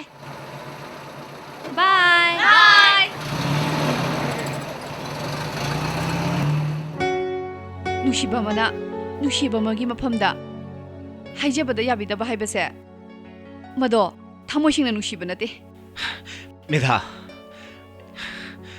ꯅꯪ ꯑꯩꯒꯤ ꯅꯨꯡꯁꯤꯕꯒꯤ ꯃꯔꯤꯕꯨ ꯅꯈꯨꯠꯃꯛꯅ ꯊꯠꯇꯂꯒ ꯑꯇꯣꯞꯄ ꯑꯃꯅ ꯃꯍꯨꯠ ꯁꯤꯟꯖꯟꯕ ꯑꯁꯤꯕꯨꯅ ꯅꯪꯅ ꯑꯩꯕꯨ ꯊꯃꯣꯏ ꯁꯦꯡꯅ ꯅꯨꯡꯁꯤꯕꯒꯤ ꯈꯨꯗꯝ ꯍꯥꯏꯕꯗꯨꯅꯤꯅꯦ ꯅꯨꯡꯁꯤꯕꯗ ꯑꯔꯦꯞꯄ ꯂꯩꯇꯕ ꯃꯤꯁꯛꯇꯣ ꯑꯩꯗꯤ ꯅꯠꯇꯦ ꯃꯦꯙꯥ ꯑꯩꯒꯤ ꯅꯨꯡꯁꯤꯕꯗꯤ ꯅꯍꯥꯛꯅꯤ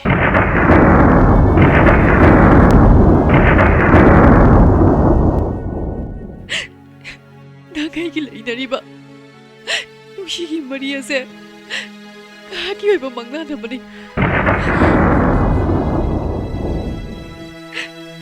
ꯅꯪꯁꯨ ꯑꯩꯕꯨ ꯀꯥꯎꯈ꯭ꯔꯣ ꯑꯩꯁꯨ ꯅꯪꯕꯨ ꯀꯥꯎꯈ꯭ꯔꯒꯦ ꯃꯦꯙꯥ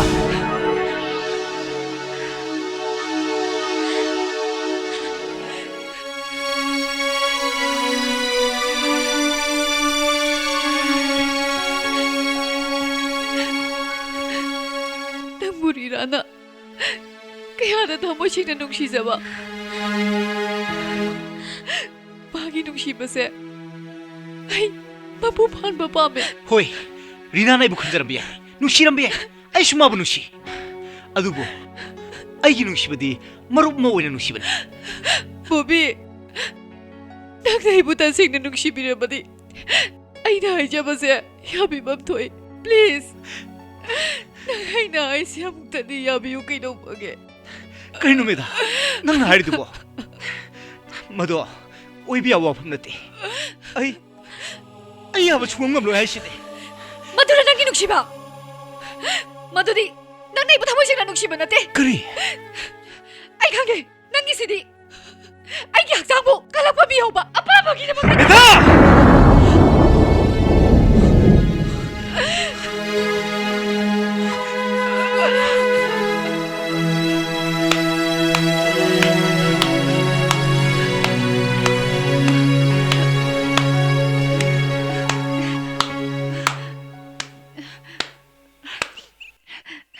रीना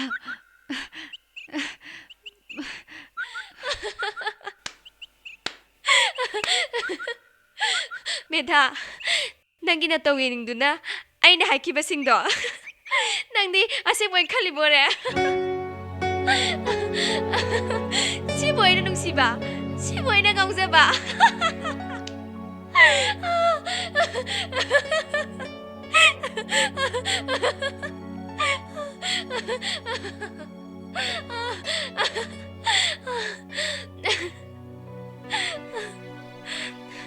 मेधा नबानी की नुसिबबु आइने सायिंग तौबने आइगी सायिंगदुना मरम ओइदुना नबानी सिगी फिबम यौरकनी हाइबसे आइदी खलुदे आइबु वारोगनुको आइबु लाना खनगनुको बॉबी साउनुको रीना नंग हाइसिबु कइनो असेंगबने आइदी इसम चमना फागी तौबने आइना कमाइना बॉबीगी मफमदा नंग सोंगता खलुने नबानी आइबु साउनुको आइबु वारोनुको Reena Reena आइगी सायिंगदुना नखोयनिबु ngahako halure nabani aibung tangakpiu please medha it's okay I'm so sorry sorry Bobby I'm sorry ai siguma sayingse matungda amu hana tawjaro siguma sangengbu tawbo hono pre he sakthi bi sakthi ba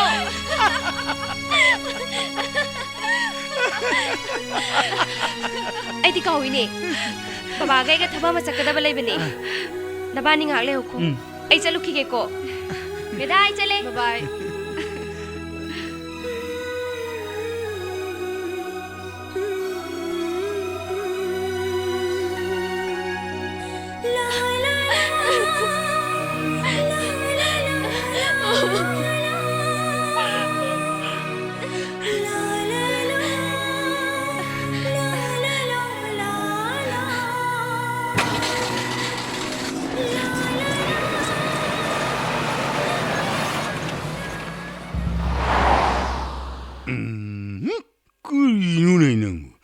나무 시대단 마니에드나 유니버시티다기 애드미션 폼 로우르다이냐 아두가 혹직나 딜리다 묵다 무르니 하이리시부 바바부 난기 시디에 망하기 아닝보다 또 보이니 해 떠오르다나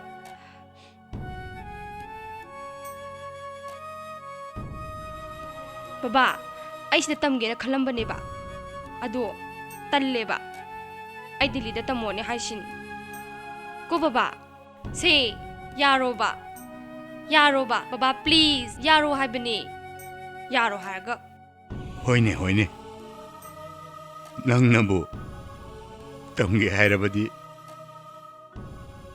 तम तारेदना thank you बाबा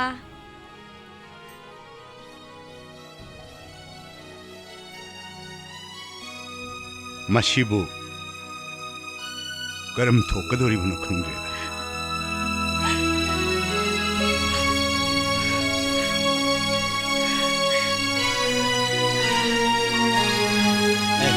सखीबिया हे सखीबा हाय बसे हाय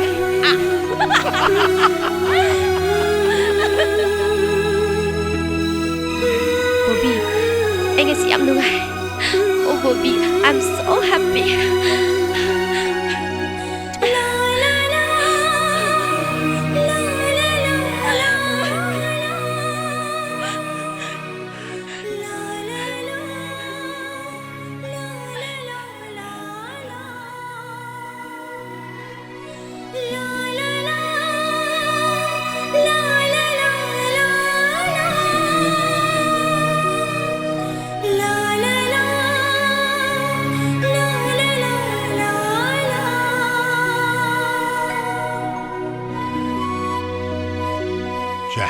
ꯐꯝꯃꯣ ꯕꯕꯥ report ꯇꯧꯔꯨꯈꯤꯒꯦꯀꯣ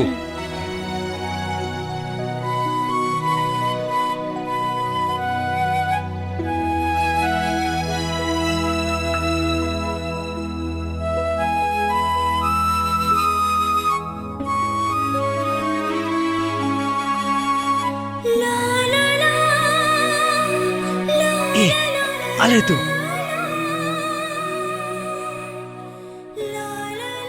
Hey. Hi. ꯑꯩꯗꯤ ꯅꯣꯏ ꯂꯥꯛꯑꯣꯏꯗ꯭ꯔꯥ ꯈꯜꯂꯨꯕꯅꯦ ꯑꯩꯗꯤ ꯀꯨꯏꯔꯦ ꯊꯣꯛꯂꯛꯄ ꯃꯥ ꯉꯥꯏꯕꯗ ꯊꯦꯡꯉꯤꯅꯦ ꯗꯠ ꯅꯪꯅ ꯊꯦꯡꯉꯒ ꯃꯁꯤ ꯐꯔꯦ ꯅꯕꯥꯅꯤ ꯃꯔꯩ ꯑꯃꯨꯛ ꯌꯦꯠꯅꯔꯅꯨ ꯑꯩ ꯗꯤꯜꯂꯤ ꯆꯠꯄꯒ ꯂꯣꯏ ꯇꯣꯛꯑꯅꯤ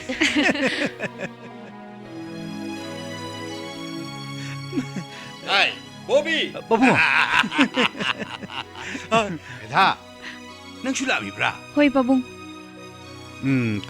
ꯈꯪꯗꯦ ꯑꯦꯗꯃꯤꯁꯟꯒꯤꯗꯤ ꯐꯪꯂꯒꯨꯝꯕꯅꯤ ꯑꯗꯨ ꯍꯣꯁꯇꯦꯜꯗꯤ ꯐꯪꯂꯣꯏꯗꯣꯔꯤ ꯑꯗꯣ ꯑꯥ ꯌꯧꯔꯒꯅꯦ ꯊꯣꯛꯑꯕ ꯑꯃ ꯇꯧꯔꯨꯕ ꯍꯥꯏꯗꯨꯅꯤ ꯑꯩꯅ ꯆꯤꯜꯂꯤꯕ ꯊꯕꯛ ꯑꯁꯤꯒ ꯑꯩ ꯌꯥꯝ ꯊꯨꯅ ꯊꯣꯛꯂꯛꯇꯕ ꯌꯥꯔꯣꯏꯗꯣꯔꯤ ꯑꯗꯨꯗꯤ ꯐꯔꯦ ꯑꯩꯈꯣꯏ ꯑꯃꯨꯛ ꯌꯧꯅꯕ ꯇꯧꯔꯛꯈꯤꯒꯦ ꯄꯥꯕꯨꯡ ꯃꯪꯒꯣꯜ ꯑꯣꯏꯕꯤꯔꯛꯑꯣ ꯑꯗꯨꯗꯤ ꯃꯦꯙꯥ ꯆꯠꯂꯨꯈꯤꯒꯦꯀꯣ ꯍꯣꯏ ꯄꯥꯕꯨꯡ ꯑꯩ ꯆꯠꯁꯤ ꯂꯥꯛꯑꯣ ꯑꯧ ꯕꯕꯥ ꯔꯤꯅꯥ ꯍꯦꯛ ꯌꯧꯕꯒ ꯐꯣꯟ ꯇꯧꯔꯛꯎꯀꯣ ꯍꯣꯏ ꯇꯧꯔꯛꯀꯦ ꯐꯔꯦ ꯑꯗꯨꯗꯤ all the best ꯁꯛꯊꯤꯕꯧ ꯁꯛꯊꯤꯕꯤ ꯃꯁꯤ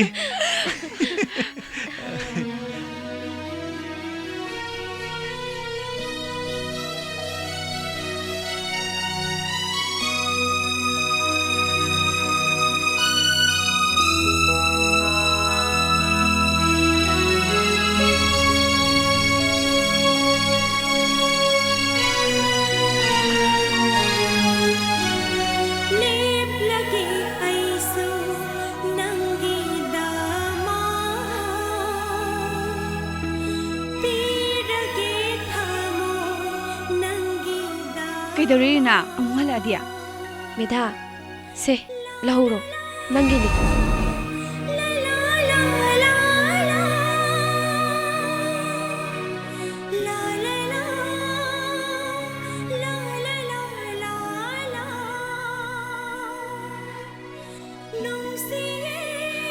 ꯔꯤꯅꯥ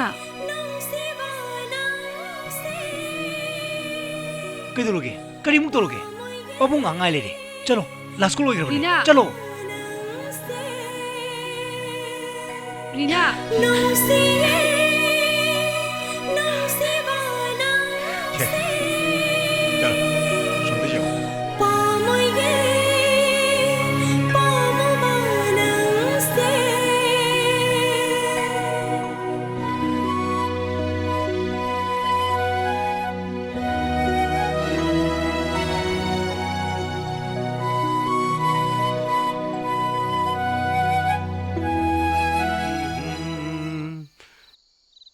Bobby!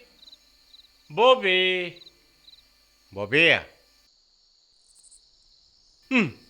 ꯂꯩꯔꯝꯃꯣꯏꯗꯧꯅꯤꯁꯦ ꯍꯧꯖꯤꯛ ꯐꯥꯎꯕ ꯍꯟꯖꯜꯂꯛꯇꯦꯅꯦꯁꯦ ꯅꯨꯃꯤꯗꯥꯡꯒꯤ ꯆꯥꯛ ꯊꯣꯡꯕꯒꯤ ꯄꯥꯂꯤꯁꯤ ꯃꯥꯒꯤ ꯍꯦꯛ ꯇꯥꯏ ꯍꯥꯏꯕꯁꯤ ꯃꯥ ꯈꯪꯂꯤꯕꯅꯦꯕ ꯑꯩꯅ ꯃꯥ ꯉꯥꯏꯕ ꯇꯟꯕꯗꯒꯤ ꯍꯦꯛ ꯊꯣꯡꯗꯣꯛꯄꯤꯕꯁꯤꯗ ꯃꯥ ꯑꯋꯥꯕꯁꯦ ꯀꯔꯤꯝꯇ ꯈꯪꯗ꯭ꯔꯦꯕ ꯐꯩ ꯌꯦꯡꯒꯦ ꯉꯁꯤꯗꯤ ꯑꯩꯁꯨ ꯊꯣꯡꯉꯣꯏ ꯀꯝꯗꯧꯒꯦ ꯌꯦꯡꯒꯦꯕ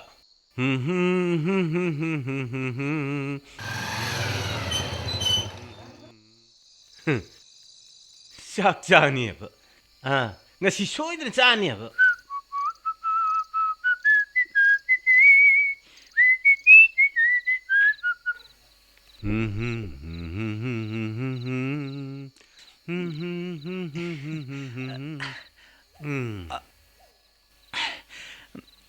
Mama saurnoba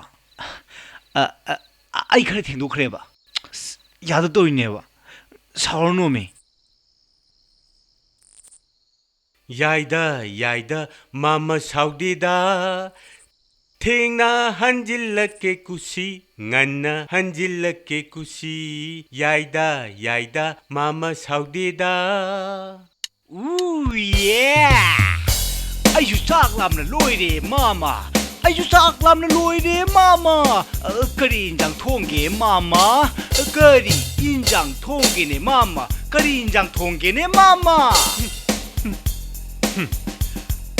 ꯑꯌꯨꯛꯀꯤ ꯌꯦꯟꯁꯥꯡꯗꯤ ꯍꯋꯥꯏ ꯊꯣꯡꯕꯅꯤ Yeah! ꯑꯗꯨ ꯊꯨꯅ ꯀꯥꯎꯕ ꯍꯧꯅꯕ꯭ꯔꯥ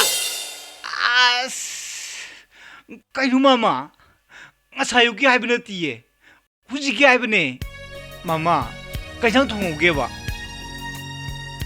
ꯍꯧꯖꯤꯛꯀꯤ ꯑꯣꯏꯔꯗꯤꯅꯦ ꯆꯥꯔꯒ ꯈꯪꯒꯗꯕꯅꯦ ꯆꯠꯂꯣ ꯆꯠꯂꯣ ꯆꯥꯊꯣꯛꯎꯔꯣ ꯃꯥꯃꯗꯤ ꯑꯩꯗꯤ ꯆꯥꯔꯔꯣꯏ ꯅꯨꯡꯗꯥꯡꯁꯦ ꯕꯔꯇ ꯇꯧꯔꯒꯦ ꯑꯁ ꯃꯥꯃꯥ ꯑꯩ ꯆꯥ ꯌꯥꯝ ꯂꯥꯝꯃꯦ ꯑꯩ ꯆꯥꯊꯣꯛꯎꯒꯦꯀꯣ ꯍꯥꯎꯔꯅꯤ ꯁꯣꯏꯗꯅ ꯍꯥꯎꯔꯅꯤ ꯃꯥꯃꯥ ꯀꯗꯥꯏꯅꯣ ꯑꯩ ꯆꯥꯛ ꯁꯔꯨꯛꯇꯤ ꯂꯩꯁꯨ ꯂꯩꯇꯅ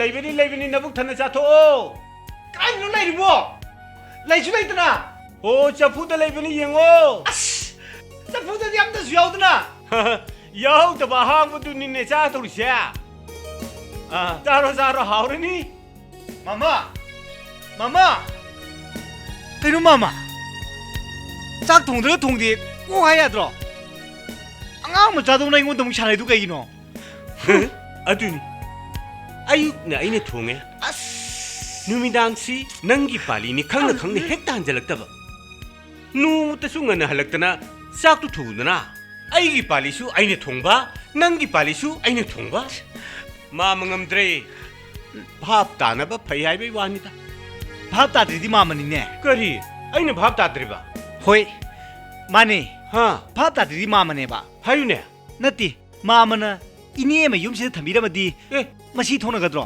ꯍꯥ ꯃꯁꯤ ꯊꯣꯛꯅꯒꯗ꯭ꯔꯕ ꯑꯗꯨꯗꯤ ꯅꯪꯁꯨ ꯑꯩꯅ ꯅꯅꯦ ꯑꯃ ꯂꯧꯔꯝꯗ꯭ꯔꯦ ꯈꯪꯂꯕꯗꯤ ꯅꯨꯄꯤ ꯑꯃ ꯀꯣꯛ ꯊꯤꯖꯤꯜꯂꯛꯄ ꯌꯥꯏ ꯌꯥꯗ꯭ꯔꯤ ꯑꯩꯈꯣꯏ ꯃꯇꯝ ꯌꯥꯝ ꯋꯥꯠꯂꯤꯌꯦ ꯑꯗꯨꯗꯤ ꯆꯔꯥ ꯍꯦꯟꯈꯤꯕ ꯇꯥꯔꯤꯕ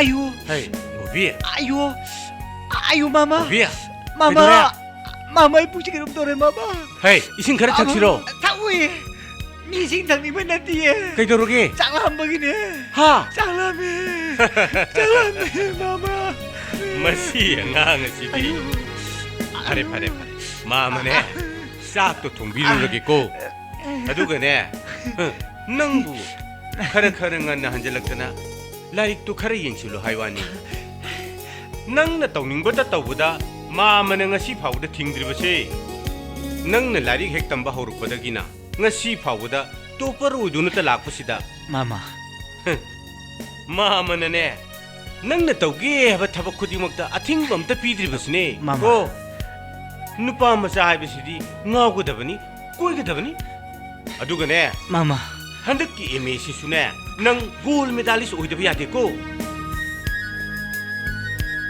mama nane ngasi phawda hinglibase nangge sadani ne he ai khangi mama mama ge dingba pamba ai loin khangi mama lao lao mama sak thongbirage lao ko sango sango nang ne ne mangau thi basine ne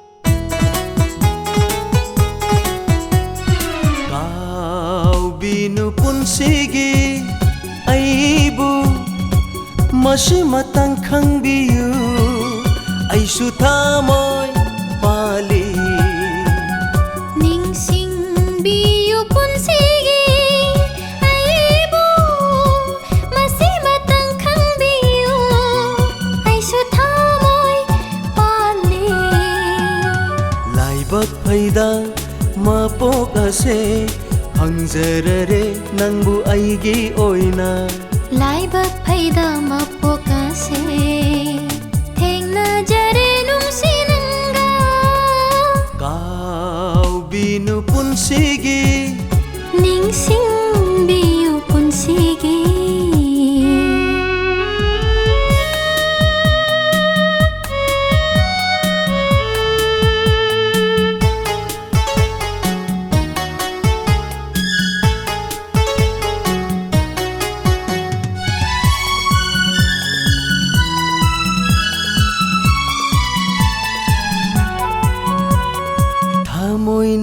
थमोइबु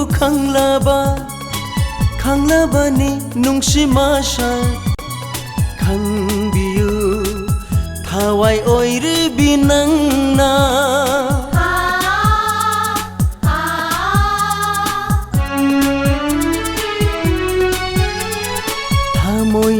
थमोइबु खांलाबानी नुंसिमाशा खांबियु थावाय ओइरिबि नंगना नुंसिबा मसा खांलाबा खांलoi काइनाबा कारिनो नुंसिबा मसा खांलाबा खांलoi काइनाबा कारिनो थाजबियो थावाय ओइरिबा नंगना कावबिनु पुनसिगी ningsingbiyu punsigi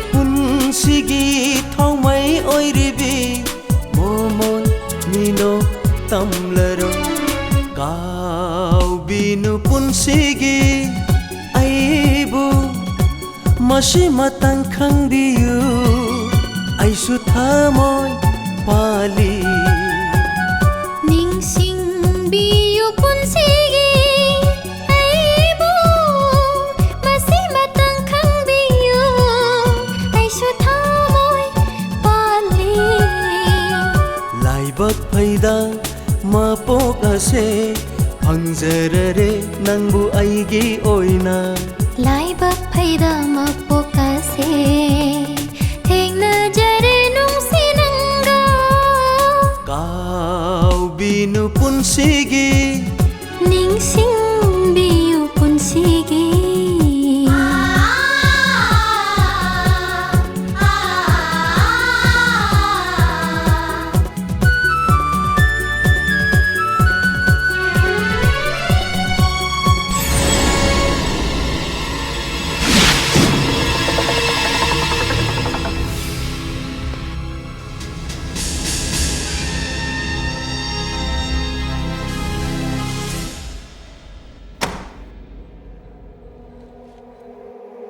Kana lagi? Kerajaan.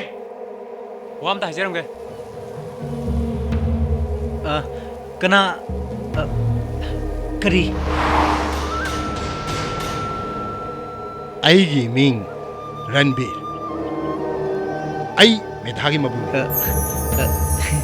Tamo, sumringin si. Nang na aigi shanupibu.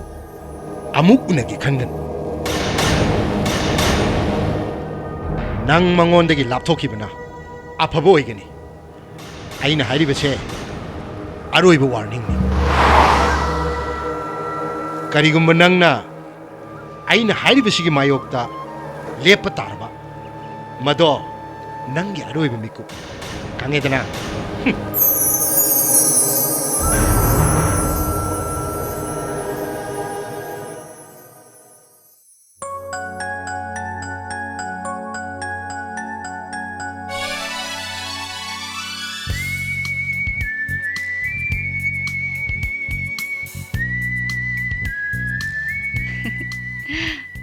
Nangga unadaba mikupta aina asyamna wari base karigino nang khangbra ha ꯑꯩꯗꯤ ꯅꯨꯃꯤꯠꯇꯣ ꯅꯤꯡꯁꯤꯡꯂꯨꯔꯒ ꯃꯪꯒꯨꯝꯅ ꯊꯣꯛꯏ ꯅꯪꯁꯦ ꯅꯨꯡꯁꯤ ꯂꯩꯋꯥꯀ ꯍꯥꯏꯕꯗꯨ ꯌꯥꯝ ꯍꯩꯕꯖꯥꯅꯤ ꯅꯪꯁꯦ ꯃꯤ ꯉꯥꯍꯣꯟꯕꯒ ꯌꯥꯝꯅ ꯍꯩ ꯅꯪꯒꯤ ꯐꯣꯇꯣꯁꯤꯗꯤ ꯋꯥꯔꯤꯒ ꯁꯥꯕ ꯌꯥꯕ ꯃꯔꯣꯜꯒ ꯌꯥꯝꯅ ꯊꯣꯛꯄꯖꯥꯅꯤꯅꯦ ꯀꯗꯥꯏꯗꯅꯣ ꯑꯩꯁꯨ ꯈꯜꯂꯤꯕꯅꯤ ꯍꯟꯗꯛ ꯃꯔꯛꯁꯦ ꯅꯍꯥꯛ ꯃꯍꯧꯁꯥꯒ ꯏꯃꯥꯟ ꯃꯥꯟꯅꯗꯦ ꯃꯁꯛꯁꯤ ꯑꯗꯨꯝ ꯑꯣꯟꯊꯣꯛꯅ ꯐꯖꯈ꯭ꯔꯦꯅꯦ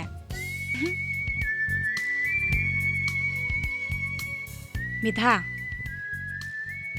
ꯑꯦ ꯅꯪꯒꯤ ꯃꯔꯣꯜ ꯊꯣꯛꯄ ꯐꯣꯇꯣꯁꯤꯕꯨ ꯀꯔꯤ ꯂꯝꯗꯒꯤꯅꯣ ꯃꯃꯤꯡꯅ ꯀꯔꯤ ꯀꯧꯒꯦꯕ ꯁꯤ ꯏꯅꯝꯃꯗ ꯍꯥꯏꯌꯣ ꯃꯃꯤꯡ ꯀꯔꯤ ꯀꯧꯒꯦꯕ ꯁꯤ 이놈마다 하요바 그리 머밍 고기미 이놈아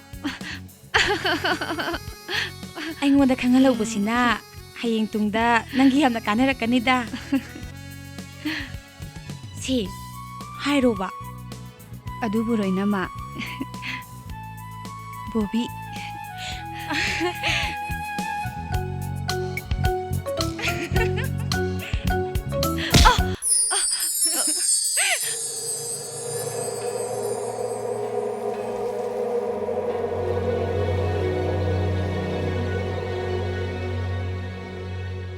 Sorry, Tamo.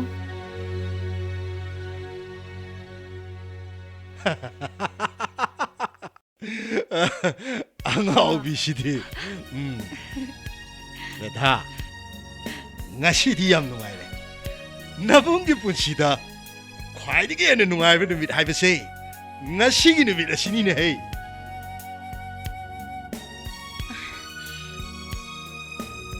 Makoy tamogi punsida ngasi haibe numit asina khwaidagi nungaibe numit ni harisibu ngasisibu kedobu yaurage adubro ngasi aigi nungaibe numit haribase aigi wari si tarabadi bina nangsu soidana nungaigani harisibu moi tamo kari wano ayam taningi aina ngasi paisa paiba matik chaba mina sanman toba pangalibase अतई कनागी मपानदगी सुनती आईने ईश्वरमकनी खंजरीबा पाबुंग रंजित मागी मपानदगिनी अदुबो आईने ngasi नुंगाइरिबदी पाबुंग Ranjit मसामकना आईगी sun मेधाबु momo ओइजरगे हारकपसिनी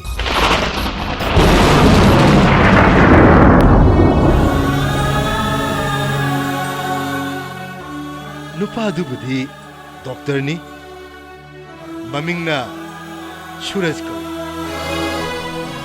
Ay nga si Diyam nungay. Ay na aygi salgi damat matam sang na kanjarak pa. Ningjarak pa singa do. Nga si di sapsana pang. Ayam nungay. Moi tamo. Adubu medhagi mor amatang khangba na di haroidrane. Kari gi mo. Ay na aygi sangi. Tamoy masa khangdana. Kanana khangani. Natrane meda. Lohong mase. Sound honga doribani bina masigi daita se nang ai gini ne ai nga sidi am nungaire ai nga sidi am nungaire ai gi punchida ai gi nungai be dumi dai be do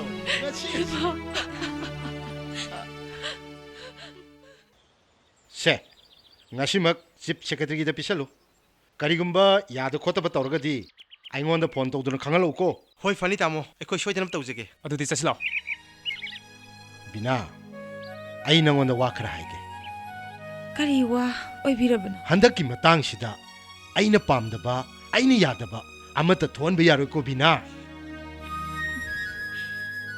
aduna hairiba singse nang khangna sakadabani handaki lohong se nang na manam mamo oijarbasu mama mo oibagi thawdang chap chana logadam khangedana ai bhab na tazare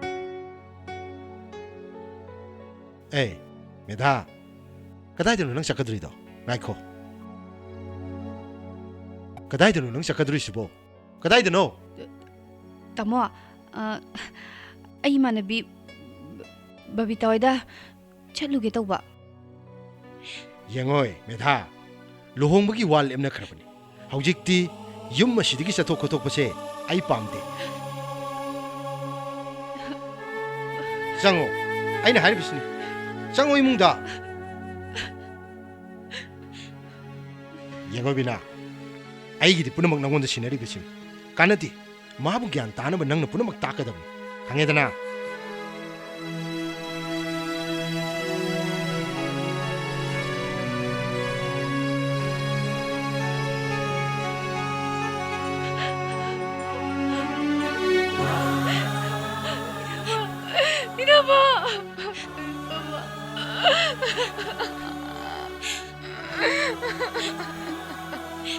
Meda,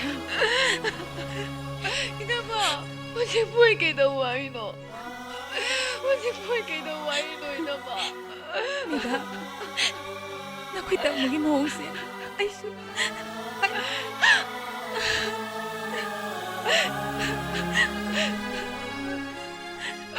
Nama, I love bersuang kamu, I love bersuang kamu Aisyah ni. Meda, nak kali betul. Ina masuluy na kangini. Si, kapkano si. Ina malay di sidi. Yengoy, ina manal. Oo, ina pa na ba sila galoy. Kapkano si. Ina ba?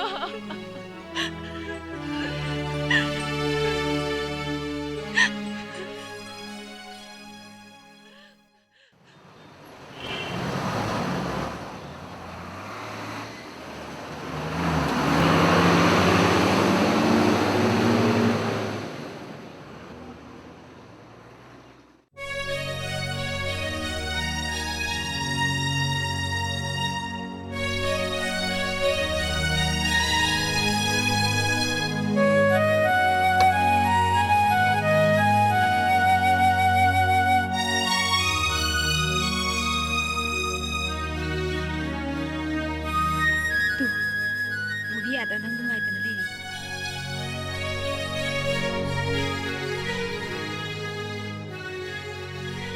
Saya putih lagi. Lau. Bobby, si, nak kau ini kalau tunda cakap. Hui si. Meda, si, पैसा से पैसे को. Nama. Si. Kali mata kalau nusi, ina mana puna mukpa na basin gani. Si, kalau tu nak cakro, nak kau tamu lak puna han batare ba. Si, cakro ba.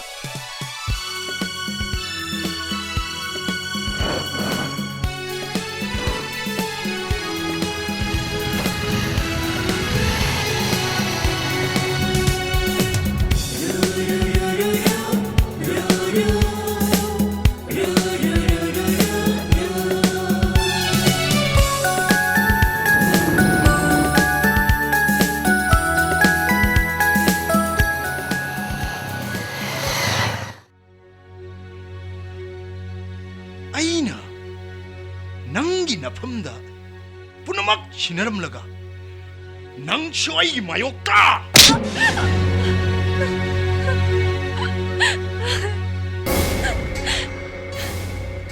ꯅꯪꯃꯛꯅ ꯑꯩꯕꯨ ꯃꯤꯃꯥꯡꯗ ꯆꯣꯞꯅꯅꯕ ꯁꯤꯜꯂꯤꯕ ꯆꯠꯂꯣ ꯅꯪ ꯉꯁꯤ ꯌꯨꯝ ꯑꯁꯤꯗ ꯂꯩꯕ ꯌꯥꯔꯣꯏ ꯆꯠꯂꯣ ꯆꯠꯈ꯭ꯔꯣ ꯆꯠꯂꯣ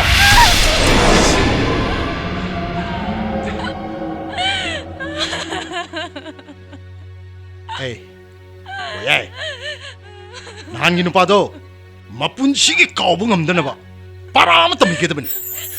Nakoy kana kana le, haujimak mabu, pangana ba tigida bani harisin. Mula mo, matutuloy ka no. Ay, nakakari ba siya magdaliyabi mo? Ay, nakakari ba siya magdaliyabi mo?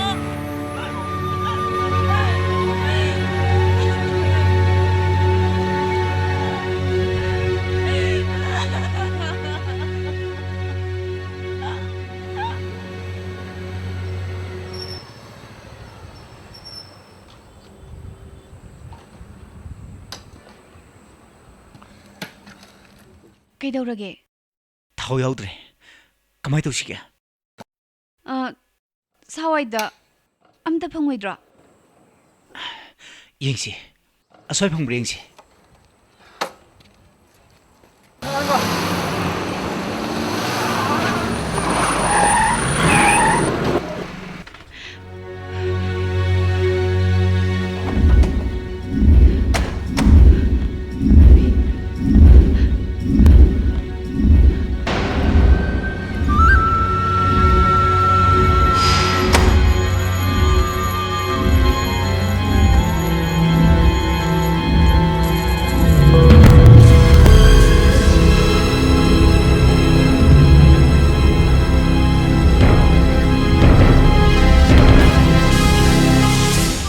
ꯀꯔꯤꯁꯨ ꯂꯩꯇꯕ ꯅꯪꯅꯁꯨ ꯑꯩꯒꯤ ꯃꯥꯌꯣꯛꯇ ꯍꯦ ꯀꯩꯗꯧꯔꯤꯅꯣ ꯑꯩꯈꯣꯏ ꯃꯌꯥꯝ ꯐꯨꯗꯤꯌꯣ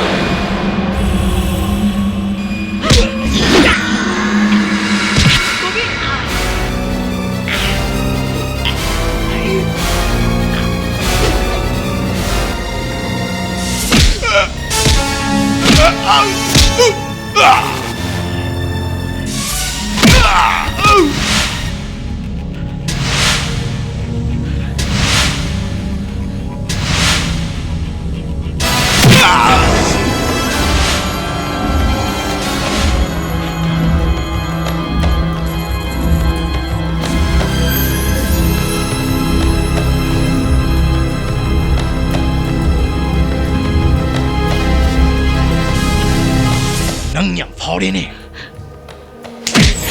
보비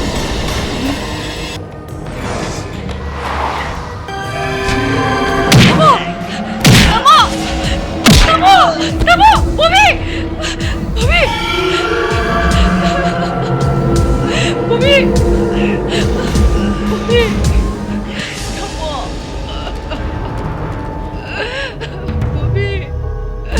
헤이 나 보비 아이나 하이브다 낭수 보비 나오 하이디 이 우시다마 샤르드나 보비 나 너무 타도 나 하이브다 너무 타도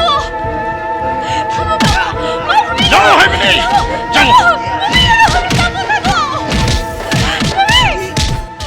헤이 나 저기 이거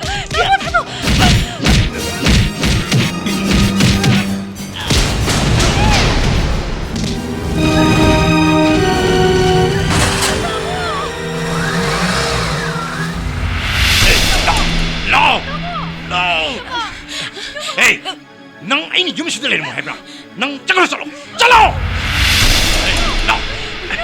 Lao, jangan aja. Ini ya di pandi kang, nang mabu.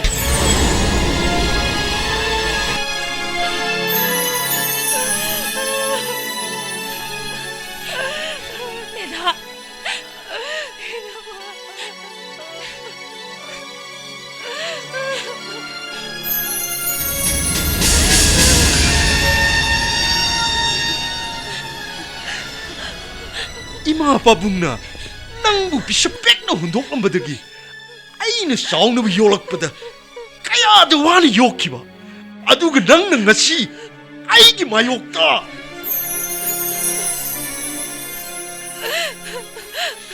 아이 강해 다모나 아이부 계약이 마틱 루나 떠비락봐 아두부 마시기 마땅시다디 아이기소 아팜팜다 ꯈꯟꯖꯅꯕꯒꯤ ꯍꯛ ꯂꯩꯇꯕꯔꯅꯦ?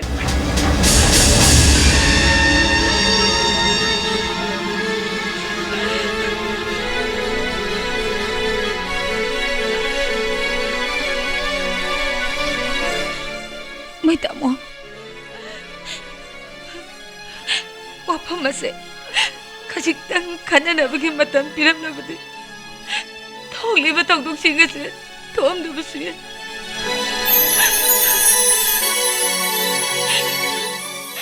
ꯑꯩꯒꯤꯁꯦ ꯃꯣꯏ ꯇꯥꯃꯣꯒꯤ ꯃꯥꯌꯣꯛꯇ ꯂꯩꯕꯒꯤ ꯋꯥꯐꯝꯁꯨ ꯅꯠꯆꯗꯦ.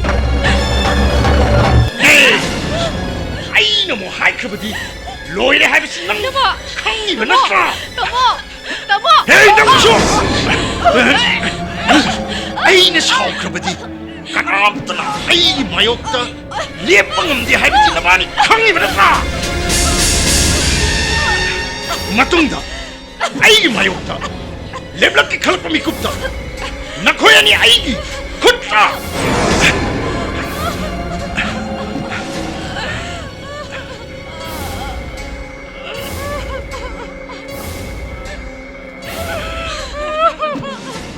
Halo. Oh, Pabu ay Ranbini. Pabu, ay di luhong ba si kasi tang tujahan ba pa?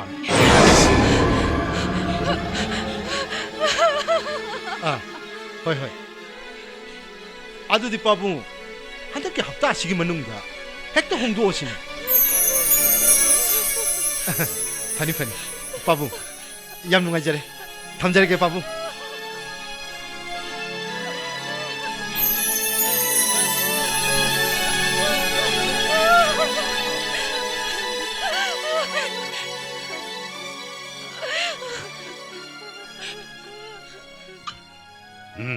야, 장우. 낭나 수티 레인 토록 버시. 이뻐디. 중아이 헤이. 낭 레트라버디 유마시 우항 항부자니. 이자기 마삭 우다버시. 이뻐디 온홍 와나 캉그럽자니. Baba, hojite ay thonglabay kem tawahalaroi. Ay di kawini. Babagi purim lerak pani. Baba pasabre unko.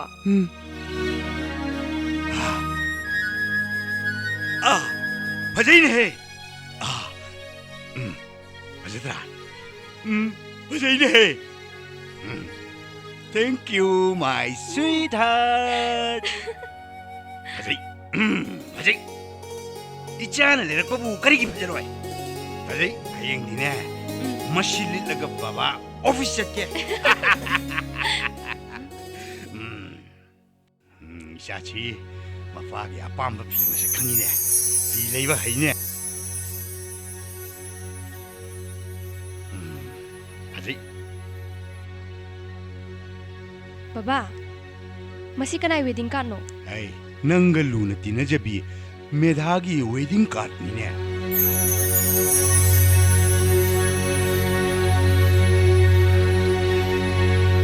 Ay, boro ke dori benu pama chadu di singjamaidagi yam phauba inak yam kunba RK Ranjit edo mai machanu pa Dr. Suraj niya.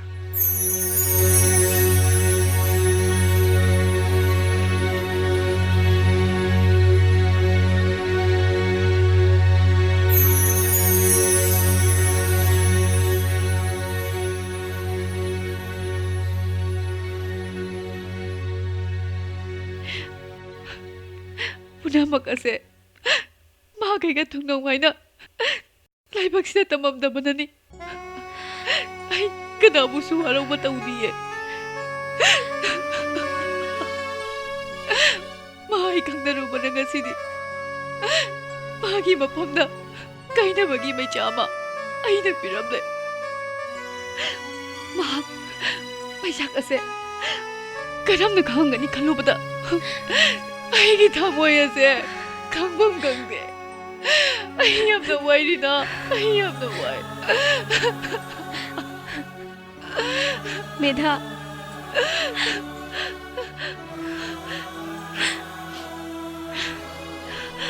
kay na may sa lahong raba magi punsi po ꯅꯪꯒꯤ ꯅꯨꯡꯁꯤꯕꯒꯤ ꯏꯪꯂꯕ ꯊꯃꯣꯏꯗꯨꯅ ꯀꯨꯝꯁꯤꯟꯕꯤꯗꯨꯅ ꯅꯨꯡꯉꯥꯏꯔꯕ ꯄꯨꯟꯁꯤ ꯂꯤꯄꯨꯜ ꯑꯃ ꯑꯣꯏꯍꯜꯂꯨꯀꯣ. ꯀꯩꯅꯣ ꯅꯪ ꯍꯥꯏꯗꯨꯕꯣ? ꯃꯗꯨ ꯑꯣꯏꯕ ꯌꯥꯔꯣꯏ. ꯑꯩ ꯃꯗꯨ ꯌꯥꯕ ꯉꯝꯂꯣꯏ.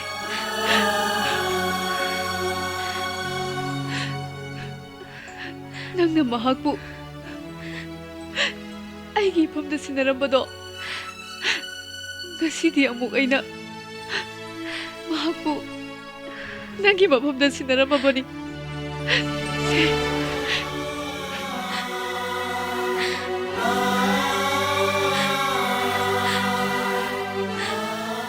ꯃꯦꯙꯥ, ꯅꯪꯅ ꯍꯥꯏꯕꯁꯤ ꯀꯩꯅꯣ?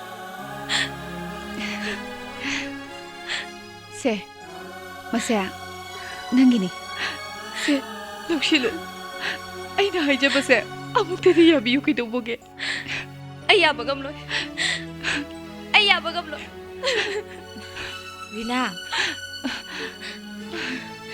ꯅꯣꯏꯗꯤ ꯀꯩꯗꯧꯔꯕ? ꯍꯩꯖꯤꯡꯄꯣꯠꯀꯤ ꯅꯃꯥꯟꯅꯕꯤ ꯃꯌꯥꯝ ꯂꯥꯛꯇꯨꯅ ꯑꯁꯣꯝ ꯀꯥꯗ ꯂꯣꯏ ꯂꯩꯍꯧꯔꯕꯅꯦ. ꯂꯥꯛꯑꯣ. ꯍꯣꯏꯅꯕ ꯂꯥꯛꯒꯦ. ꯑꯗꯨꯗꯤ ꯐꯔꯦ. ꯅꯣꯏ ꯂꯥꯛꯑꯣꯀꯣ. ꯃꯦꯙꯥ, ꯑꯩ ꯅꯪꯒꯤ ꯐꯤꯕꯝꯁꯦ ꯏꯃꯤꯁꯅ ꯁꯨꯝ ꯌꯦꯡꯗꯨꯅ ꯂꯩꯕ ꯉꯝꯂꯣꯏ. ꯑꯩ ꯆꯠꯂꯒꯦ ꯃꯦꯙꯥ. ꯔꯤꯅꯥ,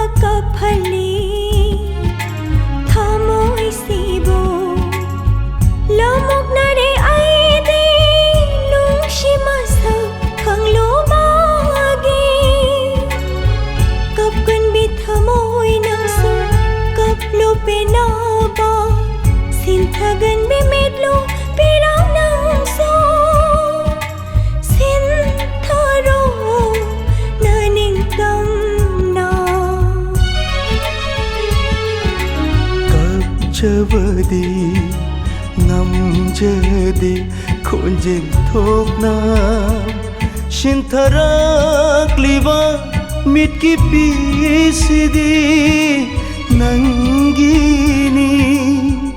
ꯅꯪꯒꯤ ꯌꯥꯏꯐꯕ ꯅꯨꯃꯤꯠꯅ ꯂꯥꯛꯇ꯭ꯔꯤꯉꯩ ꯆꯠꯂꯒꯦ ꯑꯩꯁꯨ ꯌꯥꯝꯅ ꯂꯥꯞꯅ, ꯌꯥꯝꯅ ꯂꯥꯞꯅ.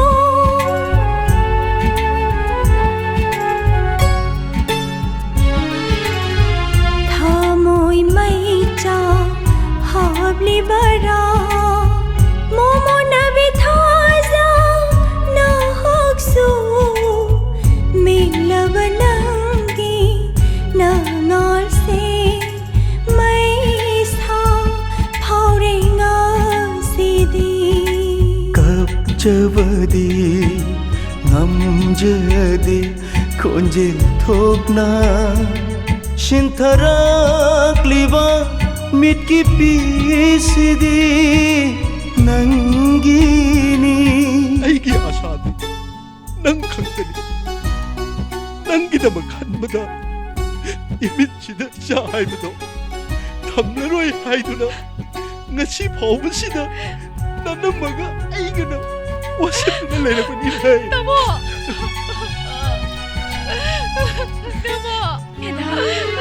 나모 Nangi aigi nungsibase minamba oi hanbire mapuksina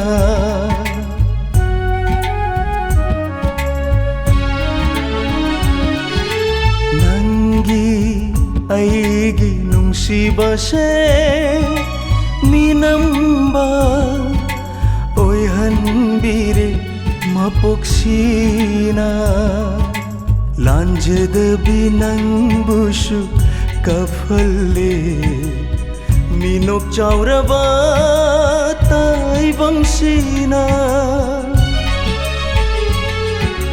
ningsingba mana kaphali thamoi sibo lamok nare aide nungshi masak khanglo bage kapjabadi ngamjade khonjel thokna shintarak liba mitki pisidi nangini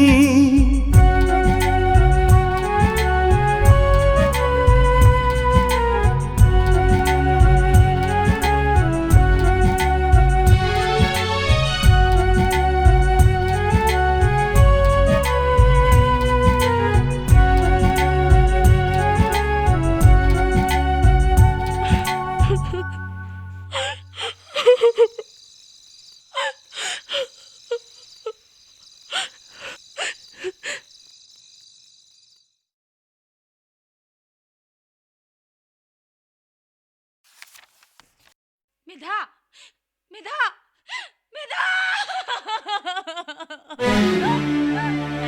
Medha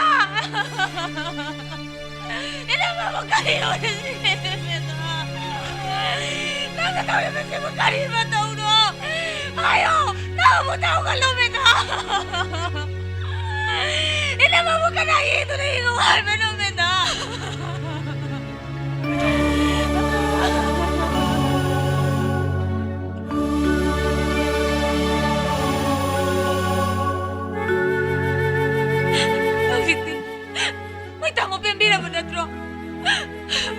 Medha Medha Medha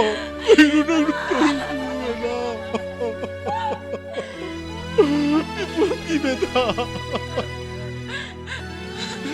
Medha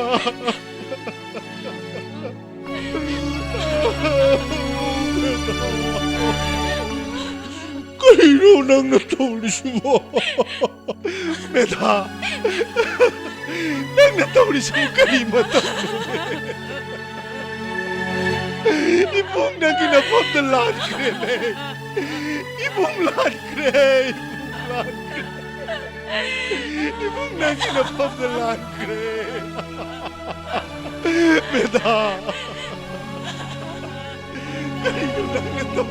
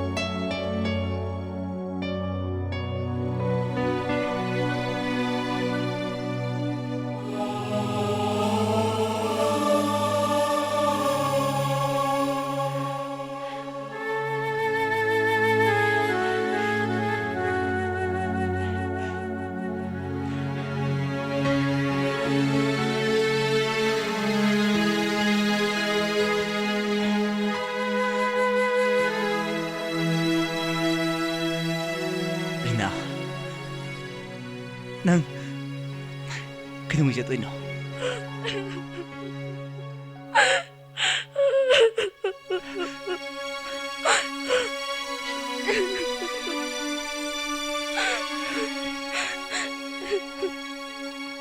Hey, Chaktibi. Hey, Chaktiba.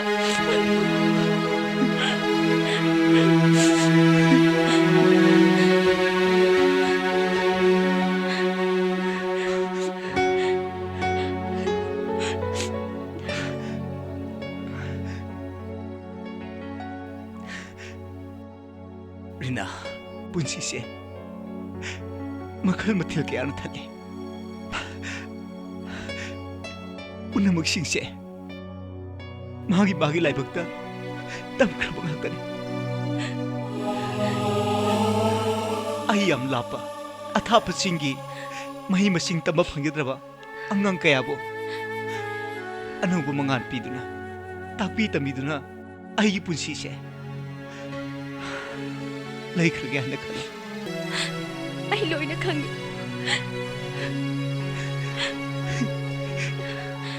Rina, ay kasukan diye. Ay kasukan diye na.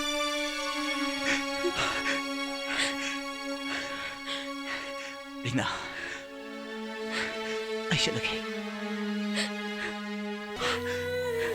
Bobby!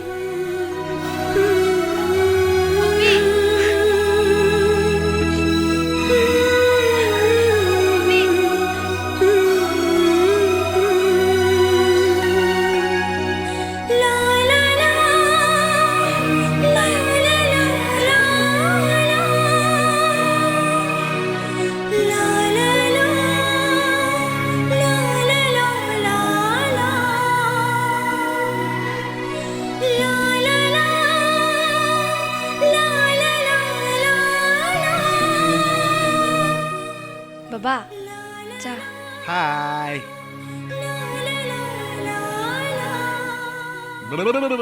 Thank you, my sweetheart.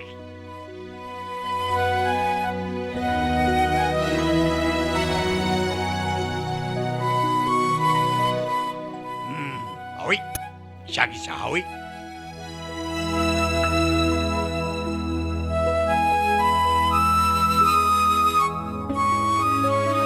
Baba, Karino, ay ngasidi, wam tahage na. nangi wasi loiba kamman lai deda. Ngasina kari ano ba mo hainingi ba? Ha? Baba, ay luhongage. Ha? Kari? Luhong bay ba? Hoy, Baba.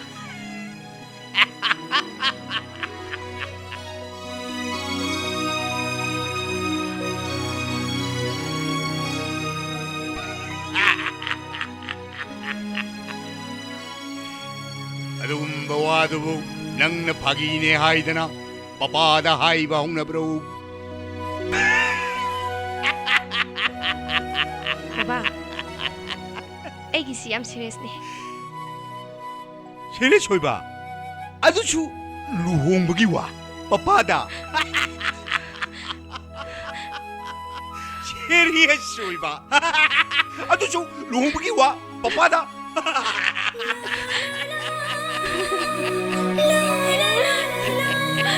Baba, ay nahay ba si Asing man eh?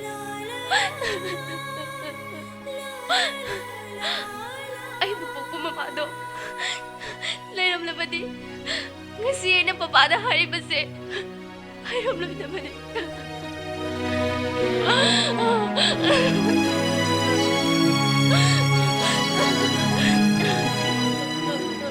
Hey, Rina, kari ka pinun eh. Papa na pagi talaga. Che, kakulo siya. Kakulo to. Ngasi paubada, nang nahaiba kuding magta. Papa na, yaki da ba yaubra? Hayo. She. Hayo. Papa na hayo. बोरोइगदबदु कनानो आई हौजिकमक चतनाने हेक्ता फारुगे छे हायु पापादा हायु छे बाबा अतै कनासु नती बॉबी ने बोबी याय अइने निंगमबग चपले मानै पप्पा गसिदी याम नुगाई इचागी अपामगा बाबागी अपामगा चप मानै इचागी निंगमदु बाबाना चुंगनी अई हौजिकमक हेक्ता चतना हायरुनी बाबा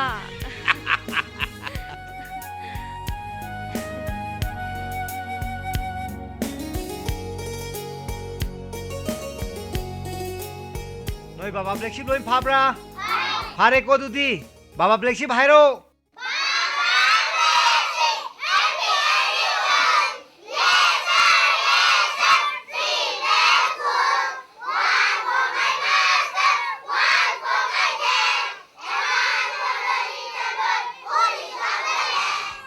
याम हैरे अदुदी अइना ngasai pi bo homework singdo noi heng soidana toroko fare masigidi chuti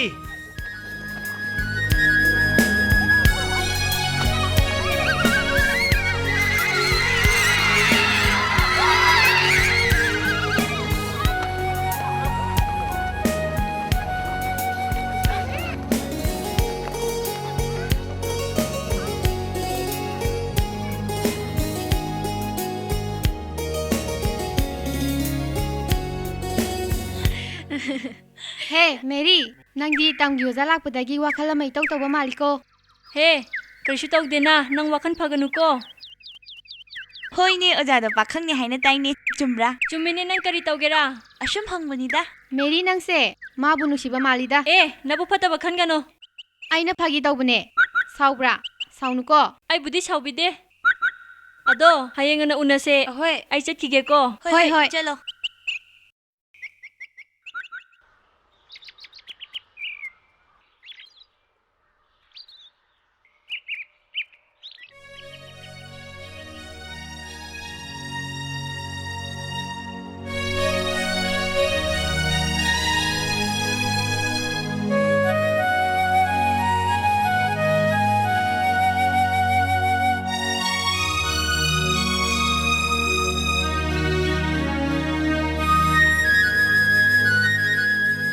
ओजा करि खलिरा हे मेरिया नंग लाबोरा होय ओजा कैदौरे चक चाद्रदिया हाउतबगिरा हाउतबइ नतदे मेरी ऐ हक्सांगसे कया नुवाइतबा अदुना चादबनी ओजा अखोय खुनगी मिसिंगना ओजाबु यामना थागतपने करिगे अदुबुरो अखोय खुनगी अंगांसिंगबो ओजाना लाइक तंबिबदो अदुगी यामना हराउबा ओजा अंगसिदी ओजादा वामता हंगेना हंगु याने करि हंगे आइनो अदुब्रो ओजा नंगसे मतम अयामबदा नथंता अदम उंगा लेबदो करिगिरा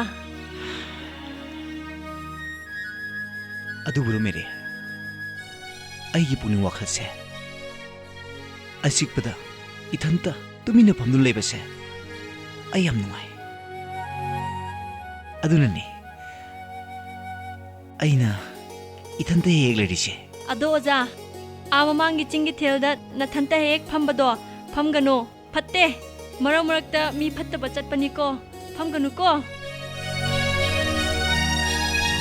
ए आइदि काविने अपादो हेक इम्फाल चकने हाइबनी अपा इम्फाल चकने हाइबा औ ओजा करि हाइनिंगबा लेब्रा आइगिदी करिसु हाइनिंगबा लेतेदा ओजा आई चालो लके चा थकेरा आई साम थके ओ आई चालो लुगे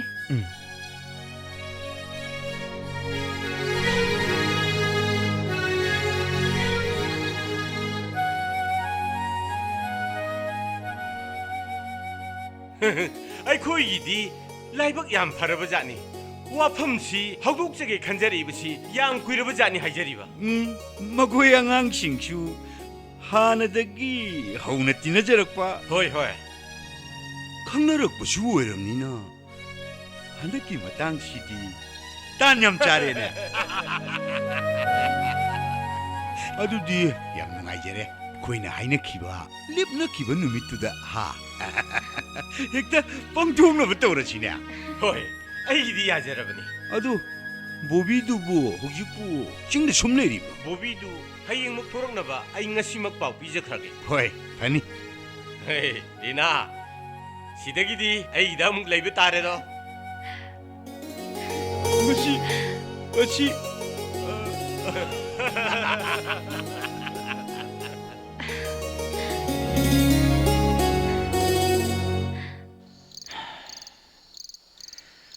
ꯃꯃꯥ ꯑꯩꯒꯤ ꯏꯐꯝꯗ ꯂꯨꯍꯣꯡꯕꯒꯤ ꯋꯥꯐꯝꯁꯦ ꯑꯃꯨꯛ ꯄꯟꯕꯤꯔꯛꯅꯨ ꯑꯩ ꯂꯨꯍꯣꯡꯕ ꯉꯝꯃꯣꯏ ꯍꯥꯏꯁꯤꯅꯤ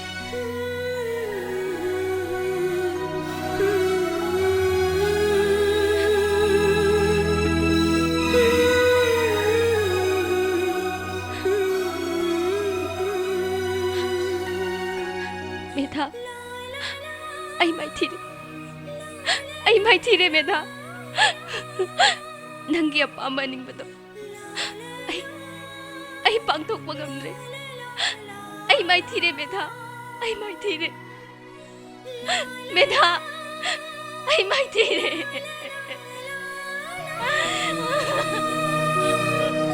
ला ला ला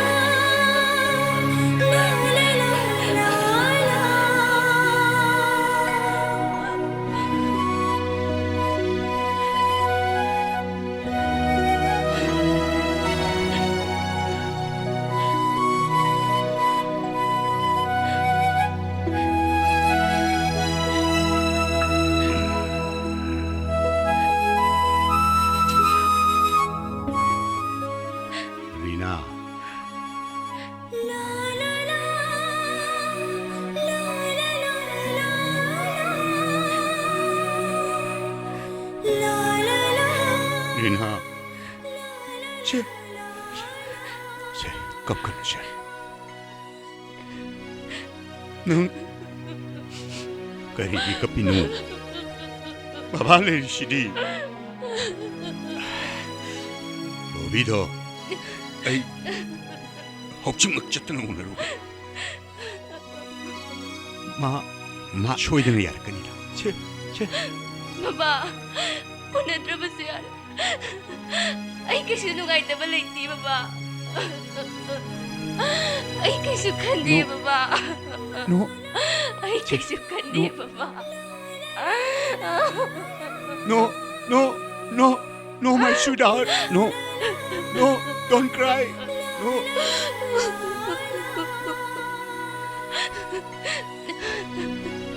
बाबा आई दिल चक्रे Nangi apambada. Ayusu hairaro. Okay. Nangna dili chake haibado. Baba yare. Baba. Okay. My sweetheart.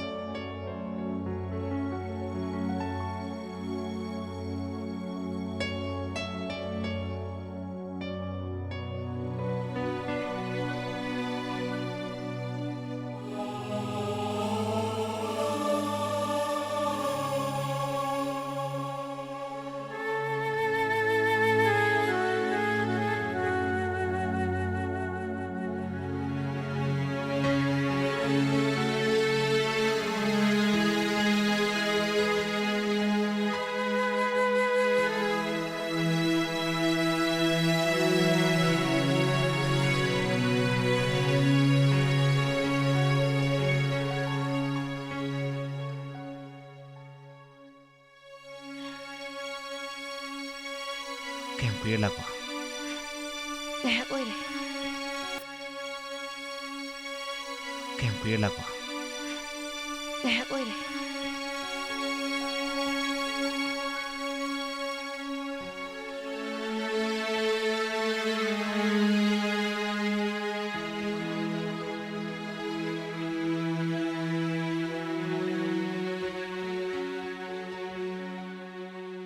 ꯑꯩꯅ ꯅꯪꯕꯨ ꯎꯅꯅꯤꯡꯕꯒꯤ ꯃꯔꯝꯗꯤ ꯑꯇꯩ ꯀꯔꯤꯁꯨ ꯅꯠꯇꯦꯗ.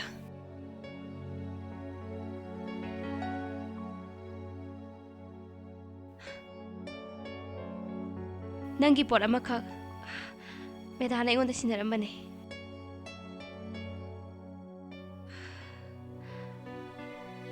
ꯁꯦ, ꯂꯧꯁꯤꯜꯂꯨ. ꯑꯗꯨꯗꯤ ꯑꯩ ꯑꯃꯨꯛ ꯆꯠꯂꯒꯦ.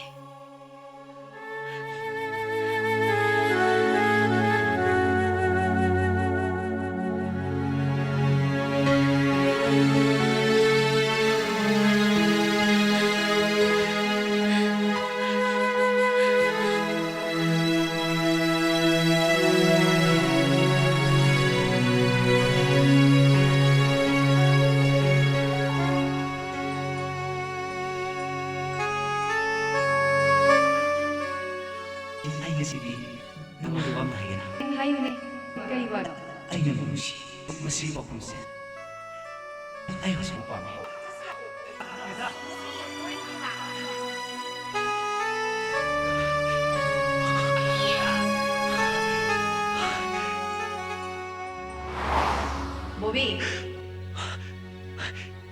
Nida. Karigino.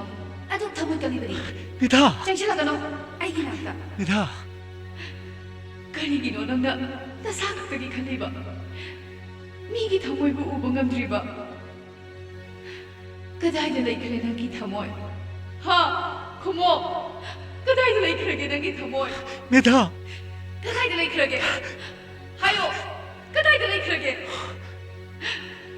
Mapunsida. Kathokpadana. Masar gujrakaba. Amata ngaraba. Aigi maru. Mahanga nangu. Kayagi matik nushizaba. Nida. Kana khangadana. Lona tubit. Magi thamoy nungda. Nangta bulazarakiba. Karigino nangna. Nidagi thamoy bu khangbidriba. Ha. Nida. Bobby. Nang thamoy bande. Kari. Nangdi thamoy bande bisange. Nida.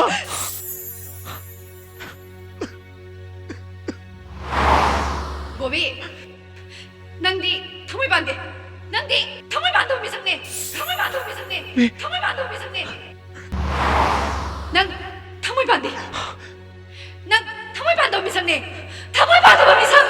Thamoy bande bisang. Thamoy bande bisang. Thamoy bande bisang. Thamoy bande bisang.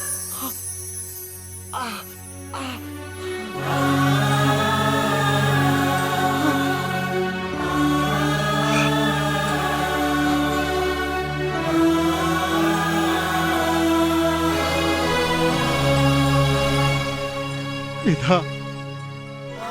I should thamoy pale. I should thamoy pale, Nida. I should thamoy pale.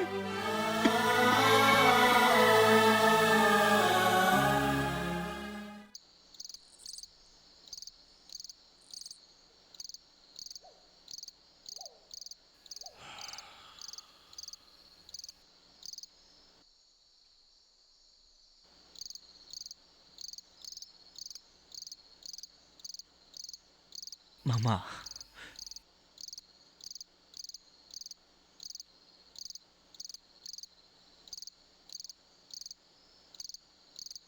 Kaidore. Kadi haningi. Ai. Luhongbugi wafamdo. Ai yare mama. Ha. Luhongbu yare ba. Ai yam nungai ni he. Mama ngasi dire yam pili ni he.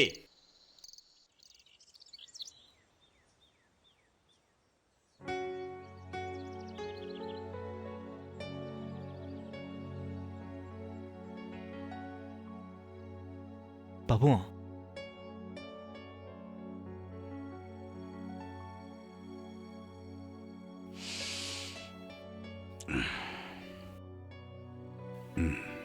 Bobby, nang laibra. Lao phamra.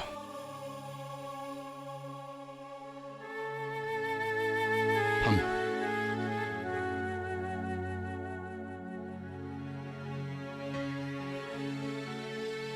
करी थबकी लाखनो नंगो पाबुंग आई रीनाम तो नजगे लापने पाबुंग पाबुंग के निंग बापा मबु आई न कहेंगे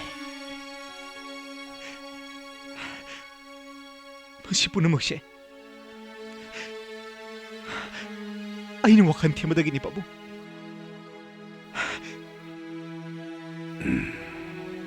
बॉबी केम तक खलो no ऐ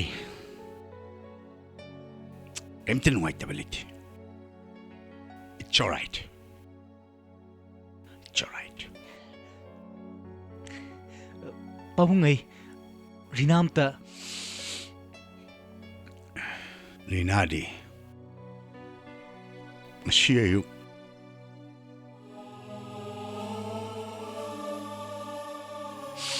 दिल्ली की दमक इम्फाल थादोक्तुना चटख्रे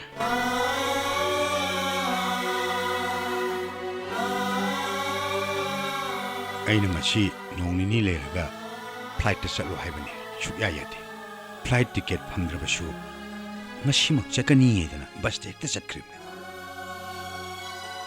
फरे नंगबु करी हाइगे हाइबनो नते एंगोंदा हाइरमबदी यादब्रो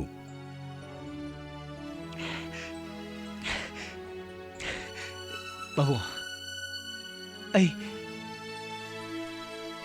आई चढ़के बाबू बॉबी बॉबी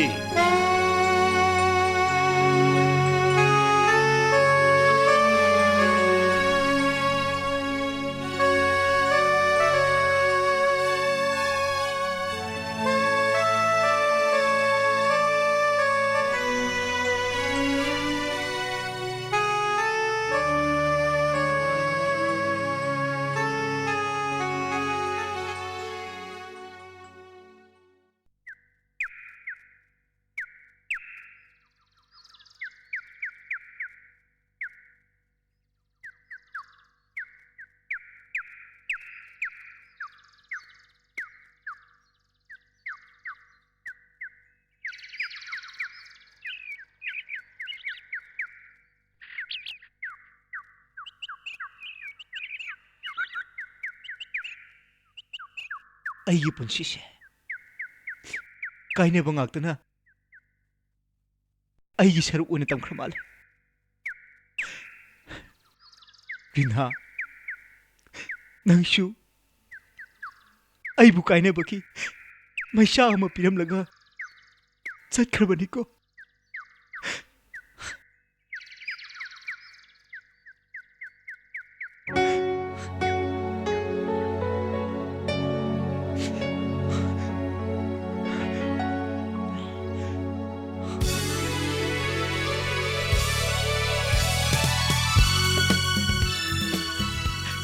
रीना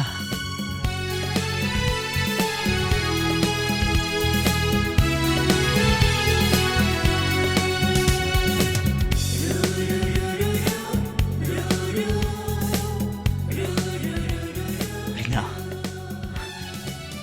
नंगबु दिल्लीदा अदुगा अैसु तमोय पाले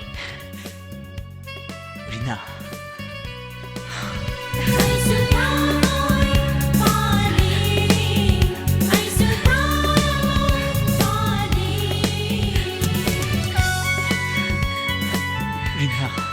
बॉबी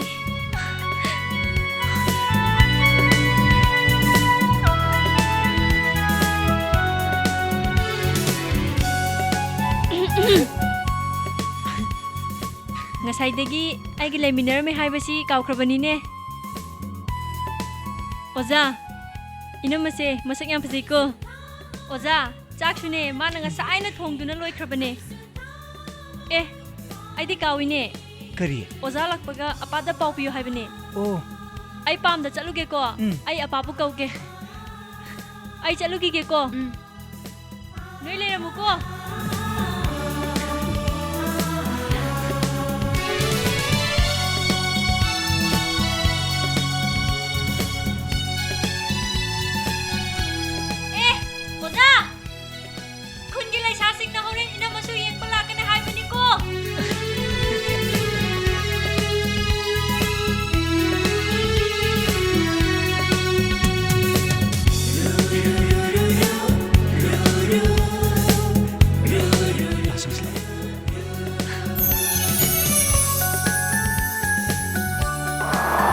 ꯑꯩꯁꯨ ꯊꯃꯣꯏ